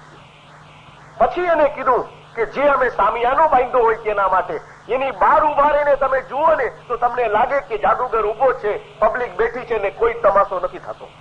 પણ ક્યારે કે એ એરિયાની બહાર તમે જાઓ ત્યારે, પણ અમે જે બાંધ્યો હોય કે એરિયો કરીને કે એની અંદરથી તમે જુઓ તો તમને બધું દેખાય છે, બધું દેખાય. આ છે અમારી વિદ્યા છે. તમે વિચાર કરો ભૂમિનો મેલી વિદ્યા. ખોટી વિદ્યા ઉપર માણસો એકાગ્ર થઈ અને આટલી શક્તિ મેળવી શકતા હોય તો પછી ઇમામનો ઇસ્મી આઝમ લઈ એના ઉપર માણસો જો એકાગ્રચિત રાખે તો શું ન કરી શકે, શું ન કરી શકે. મમ્મીનો દુનિયાને પોતાના હાથમાં રાખી શકે. રસૂલ અકરમ સલ્લલ્લાહુ અલૈહિ વસલ્લમના જમાનામાં લડાઈઓ થતી હતી મમ્મીનો, અને લોકો લડાઈમાં જતા હતા. ખુદ નાના છોકરાઓ પૈગંબરને કહે કે અમે આવીએ લડાઈમાં, અલ્લાહના રસૂલ જાવ, રજા આપતા હતો. અને લોકોની ભાવના શું હતી ખબર છે કે કાં લડાઈમાં જીતી જવું ને કાં માથું આપી દેવું, બે માંથી એક વાત. કાં જીતવું અને જો હારવાની અણી ઉપર હોય તો માથું કપાવી નાખવું. દઈ દેવું અલ્લાહના રસૂલ અને અલ્લાહના દીન માટે પોતાના માતાને. અને ખુદા એટલો બધો રાજી થયો તો એ અરબ કોમના મુસ્લિમો ઉપર કે જેની અંદર આવી ભાવના હતી કે પોતાના કુરાનમાં ફરમાવ્યું કે મોહમ્મદ જે ખુદાની રાહમાં શહીદ થઈ જાય છે, મરી જાય છે, ખુદાના રસ્તામાં મરે છે, એને તમે મરેલા નહીં સમજતા. એ તો જીવતા છે પોતાના ખુદાની પાસે અને પોતાની સેવાનો બદલો લઈ રહ્યા છે પોતાના ખુદાની પાસે. એ તો અમર થઈ ગયા છે. તમે એને અમર સમજો કે કુરાનની અંદર આયાતો છે એવી કે શહીદોના માટે. લોકો કે મિશનરી રસૂલુલ્લાહના જમાનામાં લડાઈ હતી ને માણસો લડવા જતા ને શહીદ થતા તો ખુદાની નજદીક જતા હતા. આપણા જમાનામાં લડાઈઓ નથી તો શહીદનો ચાન્સ નથી મળતો. પીરે પોતાના જ્ઞાનમાં લખ્યું કે આ દુનિયાના ઇન્સાન તો જો કે રાવણ રાજા હતો કે દાખલો આપે છે પોતાના જ્ઞાનમાં. રાવણ કે રાજા હતો તો એને 10 માથા હતા કે લંકાનો રાજા હતો. 10 માથા એને અને 20 હાથ હતા. ખરે આપણને એનાથી કોઈ બહેસ નથી, પણ એ સીતાજીને ઉપાડીને વયો ગયો હતો, રામચંદ્રજીના મોરદારને એ ઉપાડીને વયો ગયો. ને પછી લડાઈ થઈ રામ ભગવાન સાથે અને પછી એનો વધ કરવામાં આવ્યો રાવણનો અને 10 માથા કાપી નાખવામાં આવ્યા. પીર ગિલાનમાં લખે છે, સાંભળો. સીતા કારણ દુઃખ જ સહ્યા, સીતા કારણ દુઃખ જ સહ્યા, 10 તીર દિયા છેદાઈ. 10 માથા કપાવી નાખ્યા. 10 તીર દિયા છેદાઈ, સાચા સુરીજન કારણે એક તીર દિયો ન જાય કે સીતાના માટે 10 માથા આપ્યા ઓલા રાવણે કે તો સાચો સુરીજન. સીતા તો એક ખુદાની પેદા કરેલ બાઈ હતી કે અને આ ધણી માટે 14 બ્રહ્માંડનો ધણી કે જેને તમને દુનિયામાં આટલી બધી નિયામતો આપી એના માટે તમે એક માથું નહીં આપો કે એક માથું આપણને કંઈક આપી દેવું જોઈએ. તો પીર કે છે વિચાર છે, આપણે કઈ આ વિચાર છે માથું આપવાનો. તો જ્ઞાન કે છે, સાંભળો કેવું જ્ઞાન કીધું. માથું આપવાનો વિચાર થાય કે મૌલાને માથું આપી દઈ તો સતગુરુ કહે રે સિર સાટા તો કીજીએ. હા, માથું જો આપવાનો વિચાર થાય, સિર આપવાનો વિચાર થાય, સિર સાટા જો કીજીએ તો રેણી જગાઈએ આપ, જીવ લગાઈએ જીકર તું તો સાચા સુરીજન. જો તારે માથું આપવાનું મન થાય કે રસૂલુલ્લાહ સલ્લલ્લાહુ અલૈહિ વસલ્લમના જમાનામાં અરબોએ પોતાના માથા આપવા માટે લડાઈના મેદાનમાં ગયા હતા અને શહીદ થતા હતા. તારો વિચાર થાય ઇસ્માઇલી શીર સાટા કરવાનો તો રાતના જાગીને જમાતખાને આવ. 4 વાગ્યાની બંદગી તારું માથું આપવા કરતા વધારે સવાબ દેશે તને. શીર સાટા જો કીજીએ, માથું આપવાનો વિચાર નક્કી કર, રેણી જગાઈએ આપ તો રાતના પોતાને જગાડીને લાવાય. આપ એટલે પોતાને રેણી જગાઈએ આપ, રાતના જાગ અને 4 વાગે ખાને આવશે. માથું આપવા જેટલો સવાબ. મુર્તઝાલી હાજર ઇમામના ચરણોમાં માથું મૂકી દેવા જેટલો સવાબ. અને પાછું જીવ લગાઈએ જીકરશું તો સાચા સુરીજન પાસ. આ ધણી તારી પાસે આવી જશે, તારો સાથ દેવા વાળો થઈ જશે, તારો બેલી થઈને તારી બાજુમાં આવશે કે તારે માથું દેવું છે. તારું માથું એને મંજૂર કરી લીધું. 4 થી 5 ની બંદગીમાં 1 કલાકની બંદગી કર. ઓલાએ સીતા માટે 10 માથા આપ્યા, તું કરીમ માટે 1 માથું આપ અને એ બી કાપીને નહીં, 1 કલાકની બંદગી આપી દે. માથું આપ્યા કરતા વધારે છે. આ જમાનામાં માથું આપનાર છે કોણ મમ્મીનો? આ જમાનામાં કોઈ માથું આપે 4 થી 5 બહુ મુશ્કેલ છે મમ્મીનો, બહુ મુશ્કેલ છે. 4 થી 5 8 માણસો, 10 માણસો, 12 માણસો, 14 માણસો 4 થી 5 હોય છે. બેમાં 2 તો બેતુલ ખ્યાલના મુખી કામડિયા હોય અને 1 બેતુલ ખ્યાલની મુખિયાની કામડિયાની, 2 સમજી લ્યો. એકાદ બિચારા બુઢા સિનિયર સિટીઝનો હોય જેને ઘરમાં નીંદર ન આવતી હોય. એ 4 થી 5 કેટલા મમ્મીનો? મૌલાના લાડલા કયો તો લાડલા કયો, જે બી તમારે કેવું હોય 10 કે 12 જણા. પછી હિસાબ રાખો કે જમાતના અતરાફમાં કેટલા ભાઈઓ છે અને એમાંથી કેટલા ટકાએ 4 થી 5 હાજરી આપી. તો તમને લાગે કે ગવર્નમેન્ટ ઓફ કેનેડાના વ્યાજના દર ઊંચા છે, એના કરતા બી નીચા દર થાય છે આના મમ્મીનો. 1.5% હાજરી, 0.25% હાજરી, 1.25% હાજરી, 2% હાજરી. 1200 ની જમાત રહેતી હોય ને 8 માણસો 4 વાગે હાજર હોય, 3:45 વાગે 8 માણસો હોય. તમે હિસાબ તો લગાવો કેટલી હાજરી થાય. પછી તમે 4:30 આવતા હો, 4:45 આવતા હો, 5 વાગે આવતા હોય, જુદી વસ્તુ છે. હું 4 થી 5 ની વાત કરું છું. 5 વાગ્યા પછીની વાત તો પછી જનરલ વાત થઈ ગઈ, એ સવાબ જુદો થઈ ગયો. આ તો માથું કપાવવાનો સવાબ જોતો હોય તો સિર સાટા કરવાનો સવાબ તો 4 થી 5 છે. કેટલા જણા માથા આપી ગયા? મૂકી લિસ્ટ બનાવે તો કહી શકે 6 જણાએ માથું આપ્યું, 8 જણાએ માથું આપ્યું. ટોરેન્ટોમાં 14,000 જણા હોય આપણા ઇસ્માઇલીઓ અને બધા જમાતખાનામાં 4 વાગે એક સાથે ફૂગી જાય અને સર્વે કરી નાખે તો મને લાગે છે કે બહુ તો 200 કે 250 માણસો દેખાશે. કાં શું થયું તો કે બસ બાકી બધા ઘરમાં સુતા જ ઓઢી નાખીએ. મોલાની દયા ગણીને મોમીનો એ તો વિચારો છે કે તમે બંદગી કરો, પણ હવે કહેવામાં શું વાંધો. સુલતાન મોહમ્મદ કહેતા હતા, તમે સાંભળ્યું હશે. સુલતાન મોહમ્મદ ફરમાવતા હતા કે હું 1 કલાક બંદગી કરું છું. તમને ખબર છે કે ધણીને પૂછ્યું તો તમે કે તું શું કામ બંદગી કરસ માલિક, અમે ખોજા થઈને નથી કરતા ને તું અમારો ધણી થઈને કરસ. પોતાના મેમોઇર્સ લખાતા ને, મેમોઇર્સ ઓફ આગા ખાન, એમાં લખતો ગયો તો મૌલાના સુલતાન મોહમ્મદ શાહ. શું લખ્યું હતું ખબર છે? મારો દિવસ, ઇમામ લખે છે, જેમ કે મારી જવાનીના શરૂઆતના દિવસથી બનતું આવ્યું છે, રાતના 4 વાગે શરૂ થાય છે. મેમોઇર્સમાં ઇમામ પોતાના હાથે લખે છે રાતના 4 વાગે શરૂ થાય છે. અને પછી ઇમામે લખ્યું 4 થી 5 રાત્રિનો એ પહેલો કલાક હું એકાગ્રતા ભરેલી બંદગીમાં ગાળું છું. તો વાંચે ઇમામની મેમોઇર, વાંચજો મમ્મીનો. સુલતાન મોહમ્મદ સાહેબ પોતાના હાથે લખ્યું. અરે તું ઇમામ છો માલિક, તું 14 બ્રહ્માંડનું ધણી છો, તારે બંદગી કરવી પડે? અને 4 થી 5 તું બંદગી કર, રાતના 4 વાગે તું ઉઠ. અને ઇમામ તો દુનિયામાં માંદાવી હતા. તું 4 થી 5 ઉઠસ માલિક, અને અમે ન ઉઠીએ? અમે ન ઉઠીએ ને તું ઉઠ. રસૂલુલ્લાહ ફરમાવતા હતા, હું રાત આખી ઉભો રહીને બંદગી કરતો હતો. બેઠા બેઠા એટલા માટે નહીં કે જોલું આવી જાય કે નીંદર આવી જાય. નબી મોહમ્મદ ઉભા બંદગી કરતા હતા. હદીસની કિતાબમાં લખે છે કે વજન, જિસ્મનું વજન વધારે હોવાથી આપના પગ સોજી જતા હતા ઉભા રહેવાથી. શા માટે બંદગી કરતા હતા? 1,24,000 પૈગંબરના સરદાર. શા માટે સુલતાન મોહમ્મદ શાહે લખ્યું કે હું બંદગી કરતો હતો? ઇમામે બહારની કિતાબમાં પબ્લિક માટે એમ લખ્યું કે 4 થી 5 બંદગી કરતો હતો. ને જમાતમાં ઇમામે ફરમાવ્યું કે નૂરના વખતે 2 કલાક અમે અમારા બધા મુરીદોના હકમાં દુઆ ફરમાવીએ છીએ. ઇમામ નૂરના વખતે બંદગી ના તાણે અમારા હકમાં દુઆ માંગતો હોય, અમારી જમાતના હકમાં દુઆ માંગતો હોય. અને ઇમામની દુઆ કેટલી જબરદસ્ત હોય, અને જે દુઆ ઇમામ માંગે એ કોઈ દિવસ ફેલ થાય? તમને લાગે છે કે ઇમામ નૂરના વખતે માંગે અમારા હકમાં ઇમામ માંગે અને દુઆ કબૂલ ન થાય? બને જ નહીં મમ્મીનું. પણ અમે ઘરમાં સુતા હોય ને ઇમામ માંગતો હોય તો જરૂર કબૂલ ન થાય. એ તમે બંદગી કરવા બેઠા હોય ને વા ઇમામ માંગતો હોય તો તરત કબૂલ થઈ જાય કે રૂહાની બચ્ચો બેઠો છે ને મૌલા માંગી રહ્યો છે. અમે બી મૌલાની મોહબ્બતમાં છીએ અને મૌલા અમારી મોહબ્બતમાં છે, મંગાઈ રહ્યું છે. અમે ઘણા માણસોને કીધું તમે શા માટે નથી આવતા ઇબાદત કરવા માટે? અરે કોશિશ કરીને તો જુઓ, એક વખતે મૌલા ઉપર નિછાવર થઈને તો જુઓ.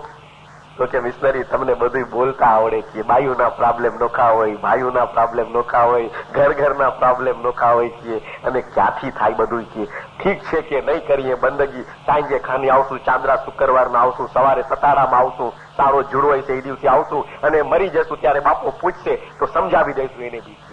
કારણ કે આપણને હોઠ સાજા તો કે ઉત્તર જાજા કીએ એવા જવાબ દઈશું કે બેગડું. પણ જવાબ કેવા? રસૂલ અકરમ સલ્લલ્લાહુ અલૈહિ વસલ્લમ બી એક વખત હિંસા હતા હો, એ બી એક વખત હિંસા. એ ખુદાવંદ તાલાને કીએ માણસો એવી રીતે બનાવવાની કોશિશ કરશે, છેતરવાની કોશિશ. કેવી રીતે કીએ તો કે લોકોનું એક ટોળું આવશે અલ્લાહ તાલાના પાસે ક્યામતના દિવસે. અલ્લાહ તાલા એને સવાલ પૂછશે કે તમે બંદગી કરતા હતા? પહેલો સવાલ હશે, તમે બંદગી કરતા હતા? રસૂલુલ્લાહે ફરમાવ્યું. ત્યારે ટોળું કહે છે કે ખુદાવિંદ અમે બંદગી નહોતા કરતા, પણ તને શું ખબર પડે કે તું તો અહીં બેઠો હો ને કે દુનિયામાં કેવી કેવી તકલીફ તને થોડી ખબર છે કે તે થોડી જોઈ છે કે અરે જે સહન કરતો હોય ને એને ખબર પડે કે તું અહીં બેઠા બેઠા રાજ કરતો, તને શું ખબર કે તકલીફ શું હતી કે? ખુદાવંદ તાલા કહે છે પણ તમારી તકલીફ તો કયો, તમે શા માટે બંદગી નહોતા કરતા કે? તો કે યા અલ્લાહ કહી દઈ કે? તો કે કહી દે કે તો કે અમે એવા છે ને, અમે બહુ સુવાળા હતા કે સવારે કોઈની ટાઢ હોય, તડકો હોય, ઠંડી હોય, તમને શરદી થઈ જાય, ખાંસી થઈ જાય, જુકામ થઈ જાય કે અને માંદા પડી જાય કે. હવે માંદા પડી તો 2-3 દી ધંધો ન થાય, ધંધો ન થાય તો છોકરા રાડું પાડે ખાવા પીવા માટે કે, એટલે ઘરમાં ધીંગાણા થાય કે. એટલે આ બધી પરેશાનીમાં હોય તને તો આ બધું કઈ હોય ને પેટ ભરવાનું, કમાવાનું, કરવાનું કે તું તો અહીં રાજ કરતો હો કે. હવે તને શું ખબર કે બચ્ચાવાળાની શું હાલત થતી હોય કે આ ભાઈઓ મને કે અમારા નાના બચ્ચા છે અમે ખાને નથી આવતા હો મિશનરી સાહેબ ક્યાં. કેરળમાં લગભગ 150 બાઈઓએ સવાલ પૂછ્યો મને, 150 જેટલી બાઈઓએ કે અમે સાંજે ખાને નથી આવતા કે. મેં શા માટે નથી આવતા? તો કે બસ બાપાનું ફરમાન છે ને તમારા બચ્ચાને 7:30 વાગે સુવરાવી દો છે અને 7:30 વાગે જ મુખી બાપા ધોવાનો ટાઈમ રાખીએ છીએ. હવે અમે ખાને ક્યાં છે? બાપાનું ફરમાન માનીએ કે મુખીનો ટાઈમ માનીએ છીએ? મુખીનો ધોવાનો ટાઈમ 7:30 નો છે, બાપાનું ફરમાન કે બચ્ચાને 7:30 સુવરાવી દો છે. એટલે અમે તો બાપાનું ફરમાન માનીએ છીએ મિસ્ટર, વાજબી કરીએ છીએ ને કે. એટલે ખાને નથી આવતી પાછી વાજબી કરે છે. પણ ખાને તો તમારે આવવું છે તો ના ફરવાની થાય છે શેની? તો કે બચ્ચાને 7:30 વાગે સુવરાવવાનું બાપાએ કીધું ને કે મને એક બાઈક એક મોટો 1.5 વર્ષથી ખાને નથી જાતી, કોક દિવસ જાઓ ચાંદરા કેવો હોય તો પીએ, બાકી નથી જાતી. કે પછી મેં કીધું શું કરો તમે? તો કે છોકરો 10 વર્ષ તો થાય પછી વિચાર કરી શકીએ. એટલે 10 વર્ષ ખાને નહીં જાય. કારણ તો કે બાપાનું ફરમાન છે. હવે બાપાએ કેનામ ફરમાવ્યું હતું, ફરમાન કેનાનું છે. મેં કીધું અહીં કાલગીરીમાં બોલ્યા કે ટોરેન્ટોમાં બોલ્યા હતા? તો કે ના, ફરમાન તો ક્યાંનું છે ખબર નથી, પણ કે સાડા સાથે સુરાવાનું ફરમાન માફક આવી ગયું છે અમને. છોકરાના બાને અમે જલસા કરતા હોય સુઈને કે નામ છોકરાનું ને લાભ આપણને થાય છે. આ બધા હોશિયાર જે ફિટ થાય ને ફરમાન તરત પકડી લે. લાગુ પડવા જોઈએ ફરમાને. બીજા બધા ફરમાન રહી ગયા ખોળામાં, આ ફરમાન લાગુ પડી ગયું કે અમને. બહુ સરસ ફરમાન છે, આવા ફરમાન જોઈ કે અમને. પણ એ ફરમાન ક્યાં કર્યું બાપાએ? આફ્રિકાનું ફરમાન છે, તાન્ઝાનિયાનું ફરમાન છે, જ્યાં સવારના 7:30 વાગે બચ્ચાની સ્કૂલ હતી ત્યાંનું ફરમાન છે. બાપાએ એટલા માટે કીધું કે સાંજના 7:30 વાગે સુરાવો, કારણ કે બચ્ચાની સ્કૂલ સવારે 7:30 વાગે જવાનું હોય, 6 વાગે ઉઠાડવું પડે એને. એટલે ઇમામની ઈચ્છા હતી કે તમારું નાનું બચ્ચું જે 10 વર્ષની અંદરનું હોય એને ઓછામાં ઓછી 10 કલાકની નીંદર મળવી જોઈએ. કારણ કે બાપાએ આગળ ફરમાયું કે જો પૂરતી નિંદ્રા નહીં મળી હોય અને બીજે દિવસે તેઓ સ્કૂલે જશે તો થાકેલા જેવા લાગતા હશે. ત્યાં સુધી ઇમામે ફરમાયું કે તમે ઓછામાં ઓછી 10 કલાક નીંદર દો એને. મેં કીધું આ તમારે કેનેડામાં 9 વાગે સ્કૂલો હોય, તમે 7:30 ખાને આવી જાઓ ને, 8:30 સુરાવી દેજો. 9 વાગે રાતના સુરાવો અને 7 વાગે સવારે ઉઠાડો ને તોય 10 કલાકની નીંદર થાય. 10 કલાકનો કોટો પૂરો કરો ને, ઓલું હોરાજી વાળું નાડું પકડી લીધું 7:30 એટલે સુઈ જાય ખાનાના ટાઈમે. બસ લાગુ પડે ફરમાન માની લેવું. ભલે જમાતખાનું જાય, ભલે દુઆ જાય, ભલે તસબીહ જાય, ભલે બાપો દુઃખી થાય, પણ અમારા બચ્ચા સુખી ને અમે સુખી. આવી રીતે કરો તો બચ્ચા ઈમાનદાર થાય. તમને લાગે છે તમે પોતે ખાને ના આવો અને બચ્ચાને સુવડાવવા ઘરે રોકાવો એ બચ્ચામાં ઈમાન આવે? તમે માનતા હો તો ભલે, પણ હું તો માનું છું કે ન આવે ઈમાન. તમે ખોટું કામ કરી રહ્યા છો. એ તો એનો મતલબ તેમ છો કે તમારી પાસે 2-3 નાના બચ્ચા હોય, તમે 10-12 વર્ષ ખાને દઈ આવો તમે. કાં તો કે બાપાનું ફરમાન છે કે 10 વર્ષ સુધી એને સાડા સાથે સુવડાવવાની જરૂર છે, અને 10 વર્ષ સુધી ખાનામાં દુઆનો ટાઈમ 7:30 જ રહેવાનો. અને શુક્રવાર તો આવી જ ન શકે, કારણ કે શુક્રવારે 8 વાગ્યાનો ટાઈમ હોય છે. એટલે એ તો પછી બચ્ચા સુઈ જ ગયા. બચ્ચા શું પેલેની માં સુઈ ગઈ હોય. બચ્ચાનું તો બિચારાનું ખાલી બાનું જ કરતા હોય. આ બધા એવા છે મોમીનો કે આને ખાલી સવલતો જોતી હોય. ઓલા કહે છે ખુદાવીન તને શું ખબર કે અમે એવા સુવાળા તે પેદા કર્યા હતા કે બીમારીનો ડર બહુ લાગતો, અને એક વખત માંદા પડીએ ખાને જવાથી કે બંદગી કરવાથી તો પછી 2-4 દિવસ પછી અમે ઘરમાં પડાડીને કમાઈ ન શકીએ, બાલ બચ્ચા ભૂખે મરી જાય, એટલે અમે બંદગી નહોતા કરતા.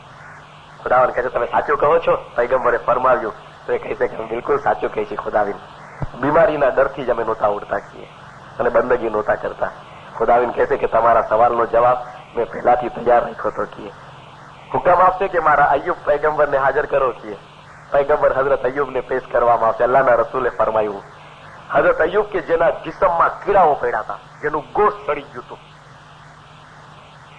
અને ત્યાં સુધી કે ગામની મોલ્લાવાળાઓએ પાડોશવાળાઓએ વાંધો લીધો કે આને અહીંથી કાઢો, સડી ગયો છે, અમે બી સડી જશું. તો એને ત્યાંથી કાઢીને ગામની બહાર લઈ ગયા, બીજા ગામમાં, ત્રીજા ગામમાં, ચોથા ગામમાં, 7 ગામમાં ફેરવ્યું અય્યુબ નબીને, અને છેવટે જંગલમાં જઈને નાખ્યું.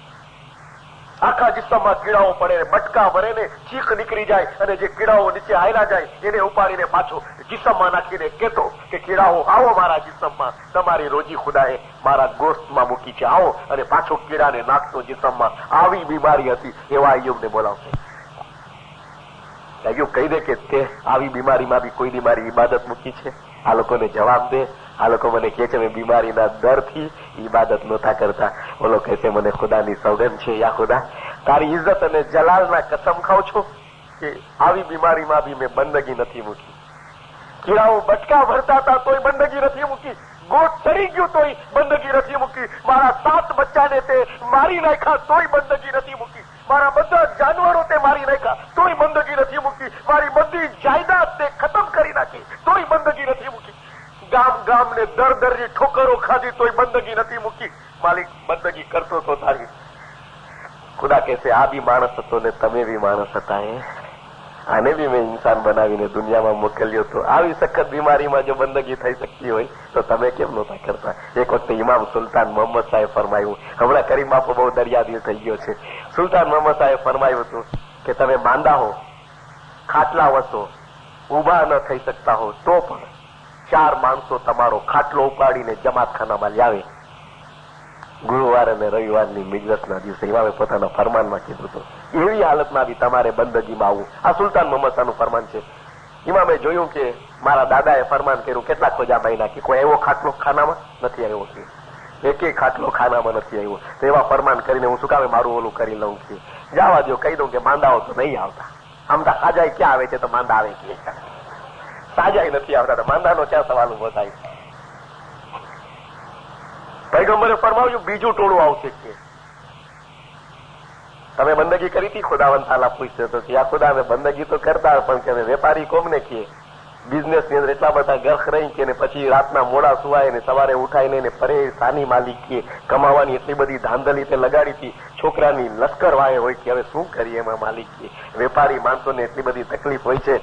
તું વેપારી હોત તો તને ખબર પડત કે બોલાને ખુદાવંત ને આપણને બોલતા બધું આવડે હો. વેપારી તું તો તને ખબર પડત કે રસૂલુલ્લાહે કીધું એ વખતે નબી મોહમ્મદ ને બોલાવશે.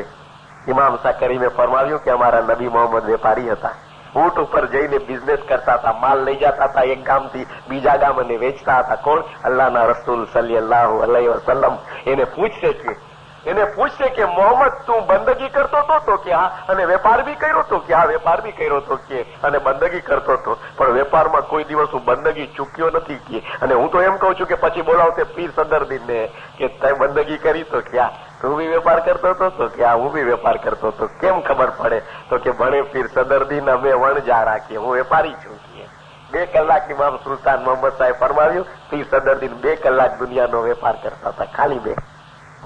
ક્યાં જાને વણ જ અમારા કે ઢોર જેવા માણસોને શું ખબર પડે કે અમારો વેપાર કયો છે કે એને નથી ખબર પડતી કે તમે જુઓ કે હું વેપારી છું પણ કેવો કે બંદગીના ટાઈમે મારો વેપાર આડો ન આવે મને કે વેપારીઓને કહે છે કે જુઓ મારો મોહમ્મદ વેપારી હતો પણ એ બંદગી નથી શીખો, તમે બધા ખોટું બોલો છો કે ખુદાને છેતરો છો. ક્યારે દુનિયામાં ઇમામને છેતરો, હવે એમાં ખુદાને છેતરવા જાઓ છો? નહીં હાલે બિલકુલ. લઈ જવાને બધાને કીએ પછી આવશે ઘણાય. ત્રીજો ગ્રુપ આવશે. અલ્લાહના રસૂલે ફરમાવ્યું એ દુનિયાના બાદશાહોને, જમાતના અમલદારીઓને, ટાઇટલદારીઓને, લીડરોનો ગ્રુપ હશે. મોટા મોટા માણસો હશે બધા. તમે બંદગી નહોતા કરતા કે ના ખુદાવીન. શા માટે? ખુદાવીન તે અમને બાદશાહ બનાવ્યા હતા તો દુનિયા આખીની ફિકર અમને હોય. કોઈને ખાવા મળે છે કે નથી મળતું, રોજી મળી કે નથી મળી, ભાવ તાલ આ તે, કારણ કે રાજા હતા એટલે અમારે બધું કરવું પડતું. વળી અમારા જેવો કહે છે ખુદાવીન તે મને જમાતનો મુખી બનાવ્યો હતો, કોઈ કહે છે મને તે કાઉન્સિલનો પ્રેસિડેન્ટ બનાવ્યો હતો. મારા ઉપર કેટલી જવાબદારી. હા હા રાતના મીટિંગ ભરવું, 3-3 વાગ્યા સુધી મીટિંગ હાલે, પછી ખાને ક્યાંથી આવું કે કામ કરી કરીને તૂટી પડે બધાય. માલિક બહુ કામ કરતો કે બહુ કામ કરતો કે તે આ જવાબદારી નાખી એટલે થયું ને કે નો નાખી હોત તો.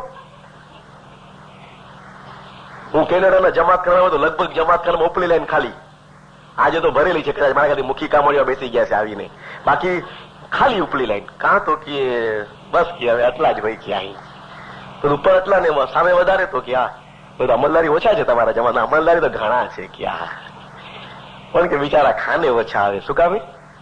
આખી જમાતની ફિકર ને કે હા 32,000 ખોજા છે કેનેડામાં કે ફિકર ઇમામ કરતા આ લોકોને વધારે બહુ ફિકર.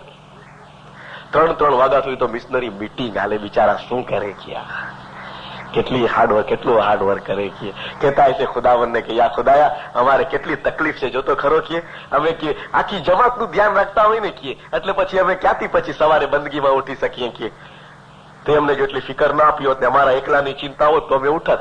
અચ્છા તો અમે તમને અમલદારીઓ બનાવ્યા, અમે તમને બાદશાહ બનાવ્યા એટલે તમને આખી દુનિયાની ચિંતા રહેતી હતી એટલે તમે નહોતા ઉડતા તો કે આ ઉભા રહ્યો કે હું દાઉદ અને સુલેમાન ને બોલાવું કે પૈગંબર દાઉદ ને પૈગંબર સુલેમાન દુનિયાના બાદશાહ હતા, બંને પૈગંબરો બાદશાહ હતા, બંનેને બોલાવશે. તમે બાદશાહ હતા તો કે હા બાદશાહ કરતા હતા, લોકોના ઇન્સાફ કરતા હતા, હા બધાનું ધ્યાન રાખ્યું છે, બરાબર રાખ્યું છે.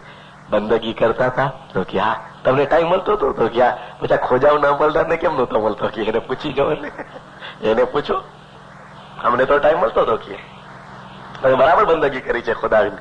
અચ્છા તો આ ખોટા છે કે ખાલી બહાનાઓ કરે છે, બહાનાઓ કરે છે કે આ ખાલી છેતરવાની વાતો છે, નહીં કે રવાના કરી દેવાને આનું ખોટું નહીં હાલે કે બાયું બિચારી ભક્તારીઓ તરત જ રોવું આવી જાય, આંખમાંથી આંસુ ટપ ટપ ટપ, બોલે ખુદાને દયા આવે કે બિચારી કેવી ભક્તારીઓ છે જોતો કે તમે બંદગી નહોતા કરતા તો કે ના તમને કોઈ દી નહોતું થતું કે બંદગી કરો થાતું હતું, પણ અમારા ધણી બહુ સખત કી એટલે એમને બીક લાગતી કે પોતાના ગુનાનો ટોકરો ઓલા ધણી ઉપર, બિચારાનો એનો શું વાત. અમારા ધણીઓ એવા હતા ને કે અમે બહુ બીતા એનાથી કીએ, એટલે પછી કે અમે નહોતા ઉડતા, માલિક સુઈ જતા હતા કીએ. ખુદાવંદને પાસે બધી સવાલના જવાબ એને પહેલેથી તૈયાર રાખ્યા છે. નબી મોહમ્મદે ફરમાવ્યું એ હુકમ કરશે કે આસિયાને હાજર કરો. કોણ હતી આસિયા ખબર છે? ફિરૌનની ઘરવાળી. ફિરૌનની ઘરવાળી, જેને કાફર હતો, જેને ખુદાનો દાવો કર્યો હતો, એની ઘરવાળી ઇબાદત કરતી હતી. સતીઓમાં એનું નામ છે. સતીઓ જે છે ને એમાં ફિરૌનની ઘરવાળીનું નામ છે. હરિશ્ચંદ્રની ઘરવાળી, એનો ધણી કાફર ને આ ઈમાનદાર તલવાર લઈને મારી નાખવા ઉભો થયો હતો. તમારો ધણી કાફર હતો? તમારો ધણી ખુદાનો દાવો કરે એવો હતો? તમારા ધણીએ તમને કાપી નાખવા માટે તલવાર કાઢી હતી? નહોતી કાઢી. તો આ જો આ બાયોને જુઓ, એ બંદગી કરતી હતી આવો ધણી હોવા છતાં, અને તમને આવા સારા ધણી મળ્યા તોય બંદગી નહોતા કરતા, નહોતા ઉડતા. ઘણી ફેર તો આ બિચારા કે અમે ઉઠીએ ને તો અમારી બાઈઓ કે સુઈ જાવ ને, હવે ક્યાં જાવ તો થાકી ગયા છો કે.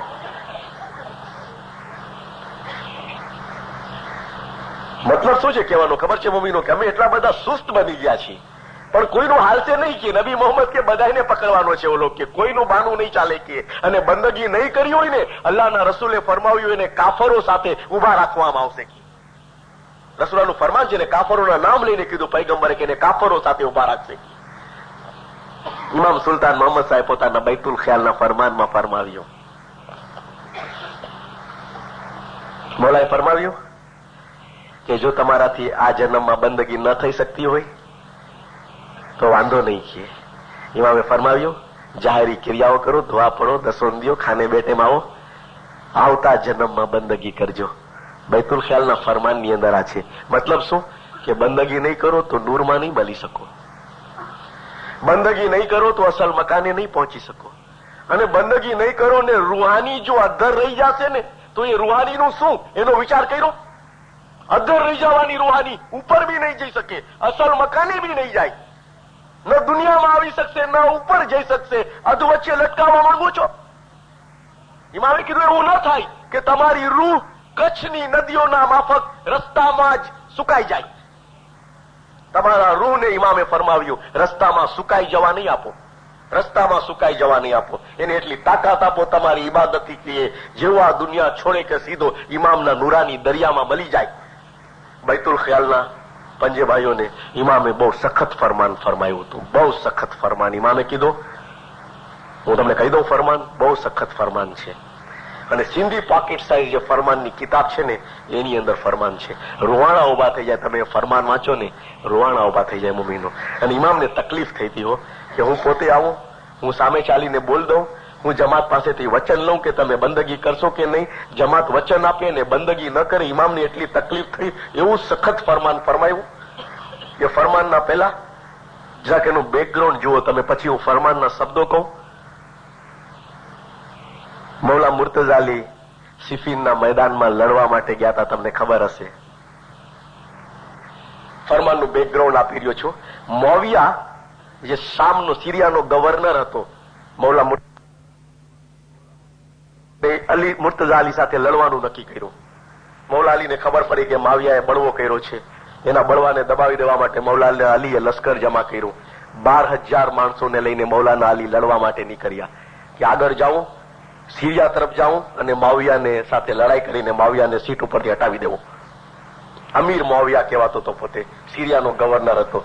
માવિયાએ બી ખબર પડી કે મૌલા અલી લશ્કર લઈને નીકળશે એટલે આપણે બી એનો મુકાબલો કરવો. એ બી સિરિયાથી લશ્કર લઈને નીકળો અને સિફીનના મેદાનમાં એ લડાઈ થઈ હતી. સિફીનના મેદાનમાં બંને તરફનું લશ્કર ઉભું છે અને મૌલા મુર્તઝા અલી સાથે એક ઇતિહાસકારે લખ્યું કે લગભગ બીજા લશ્કરની ટુકડીઓ મળીને 1 લાખ જેટલા માણસો જમા થઈ ગયા હતા. અને ઓલી તરફ તો માવિયા એક નાનકડો ગવર્નર જ હતો, એની કોઈ તાકાત નહોતી. અને મૌલા અલી એકલા ચાહત ને તો માવિયાને ખલાસ કરી નાખત. કારણ કે ઇમામ સુલતાન મોહમ્મદ સાહેબ એક વખત ફરમાવ્યું, કલામ ઇમામે મુબીનનું 3જું ફરમાન છે કે આખી જહાન બી જો મુર્તઝા અલી સામે લડવા આવે તો પહોંચી ન શકે, એટલી તાકાત હતી મુર્તઝા અલીની અંદર. એટલું મોટું લશ્કર લઈને ગયા છે અને લડાઈ ચાલુ થઈ. માવિયા તો આમ થોડીક જ વારમાં હારી જાય એવું થઈ ગયું કે હવે હારી જવાનો, માવિયાનું લશ્કર મરાઈ રહ્યું હતું. માવિયાને થયું કે આ તો હું હારી જઈશ કે હવે શું કરવું કે. એટલે એને શું કર્યું ખબર છે? ધતિંગ ઉભું કર્યું, છેતરપિંડી શરૂ કરી અને નેજા ઉપર કુરાન ચડાવ્યા અને પનાહ માંગી કે અમે કુરાનની પનાહ માંગીએ છીએ કે લડાઈ બંધ કરો, આપસમાં સમજૂતો કરી લઈશું, કારણ કે મુસલમાનોનું ખૂન રેડાઈ રહ્યું છે, એ મને ગમતું નથી. કે નેઝા ઉપર એક નહીં કેટલાય કુરાનો નેઝા ઉપર ચડાવ્યા અને પનાહ માંગી રહ્યા છે કે બંધ કરો લડાઈ, કારણ કે માવિયાને થયું કે જો જરા કઈ ચૂકશું ને તો હું તો પતી જવાનો કે, અને અલી ઘૂસી જવાના સિરિયામાં. જયારે નેઝા ઉપર કુરાન ચડ્યા ને તો લોકોએ હથિયાર મૂકી દીધા. મૌલા અલીના ઈમાનદાર મોમનો હતા ને એ હથિયાર ઉપર મૂકીને ઉભા રહી ગયા. મૌલા અલી કે લડાઈ ચાલુ રાખો, હું અમીરુલ મોમેનીન છું, મને સત્તા છે હુકમ દેવાની, હું જોઈ રહ્યો છું જે તમે નથી જોતા, તમે લડાઈ ચાલુ રાખો. તો દોડાયા મારા જેવા જમાતના માણસો કે યા અલી, કુરાનની સામે અમે કેમ લડીએ કે કુરાનની પનાહ માંગી રહ્યા છે, કે કુરાનની પનાહ માંગે છે કે બંધ કરો અને અમે લડીએ કે. ત્યારે મૌલાએ કીધું તું કુરાને હાઝા કુરાને સામે છે, અન્ના કુરાને નાતે કે એ મૂંગું કુરાન છે, હું બોલતું કુરાન છું, હું પોતે બોલતું કુરાન છું ને હું હુકમ દઉં છું કે લડાઈ રાખો, જારી રાખો. એ ખોટા લોકો છે કે તમે લડાઈ ચાલુ રાખો કે અમે નહીં લડીએ કે. અલીનું ફરમાન નહીં માનું, મારું ફરમાન નહીં માનું, હું તમને કહું લડું ને તમે લડશો નહીં. હું તમારો અમીરુલ મોમિનીન છું, આલે રસૂલ છું, ઇમામે વક્ત છું, હું કહું છું લડો. યા અલી કે અમે કુરાન સામે નહીં લડીએ કે. મૌલા અલી ખામોશ થઈ ગયા. જે મૌલા અલીને કોઈ જીતી ન શકે મૌલા અલીએ મોઢું બંધ કરી લીધું. તો ભાઈ તમે શું ઈચ્છો છો? તો કે માવિયા સાથે સુલાહ કરી લઈએ, તમને જે ઠીક લાગે એ સુલાહ કરી લ્યો કે. સુલાહના કાગળિયા તૈયાર થયા. આ લોકો આગળ મૌલા અલી વચમાં ન ગયા હો, અને એવી જાતનું લખાપટ્ટી કરાવી કે માવિયાની જીત થાય અને મુર્તઝા અલી હારે, એવી જાતની તો લખાપટ્ટી હતી. અને પછી આખું લશ્કર પાછું આવ્યું હારી ગયેલની માફકો. મુર્તઝા અલી કે જેને કોઈ જીતી ન શકે એ અલી હારીને પાછો આવી ગયો તો કુફા તરફ. એના પછી મૌલા અલી 9 મહિના જીવતાડ્યા, 9 જ મહિના, પણ એક ફરમાન નહોતું કર્યું, એક ફરમાન નહીં. કારણ કે જે જમાત ફરમાન ન માને એને ફરમાન કરવાની જરૂર શું? મૌલા અલી એક ફરમાન ન કર્યું પછી. અને 9 મહિના માંડ પૂરા થયા, પરિણામ શું આવ્યું ખબર છે? જમાત તો ફરમાન ન માની, જમાતને થોડીક વાર માટે આરામ મળ્યો છે કે લડવું ન પડ્યું ને હાય જલસા થઈ ગયા કે. પણ એનું પરિણામ શું આવ્યું કે માવિયાને થયું કે હવે અલીનો કાંટો કાઢી નાખવો જોઈશે કે. 40 દિવસ સુધી તલવારને ઝેર પાયું, 40 દિવસ સુધી ઝેર પાઈ અને તલવારથી ઇબ્ને મુલઝિમને આપીને કીધું કે જા અને અલીને મારી નાખીએ. એને લાલચ આપી હતી. અને ઇબ્ને મુલઝિમ 2 સાથીઓને લઈને આવ્યો હતો.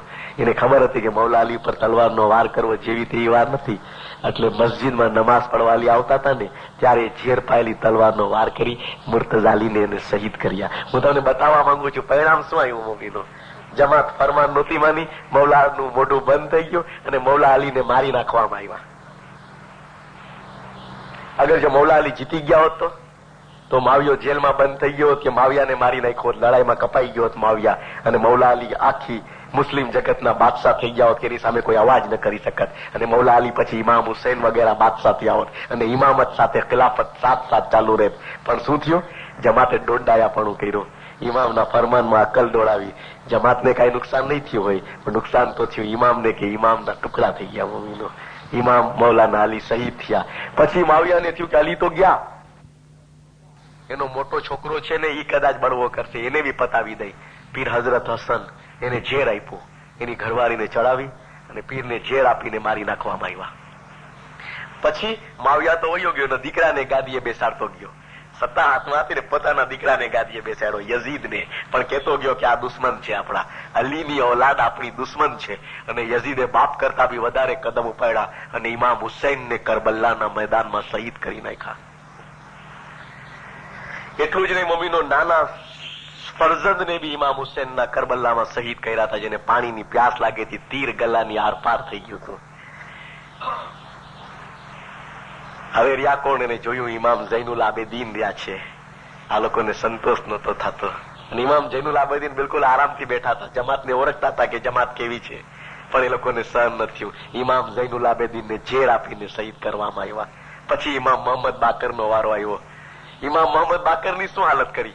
એને બી ઘોડા ઉપર બેસવાનું જીન મોકલાવ્યું લાકડાનું કે આ તમે સવારી કરો ખલીફા તરફથી, અને એને ઝેર પાયું તો એટલું બધું ઝેર કે ઇમામ બેસે અને ઝેરના અસરથી બીમાર પડે અને મરી જાય.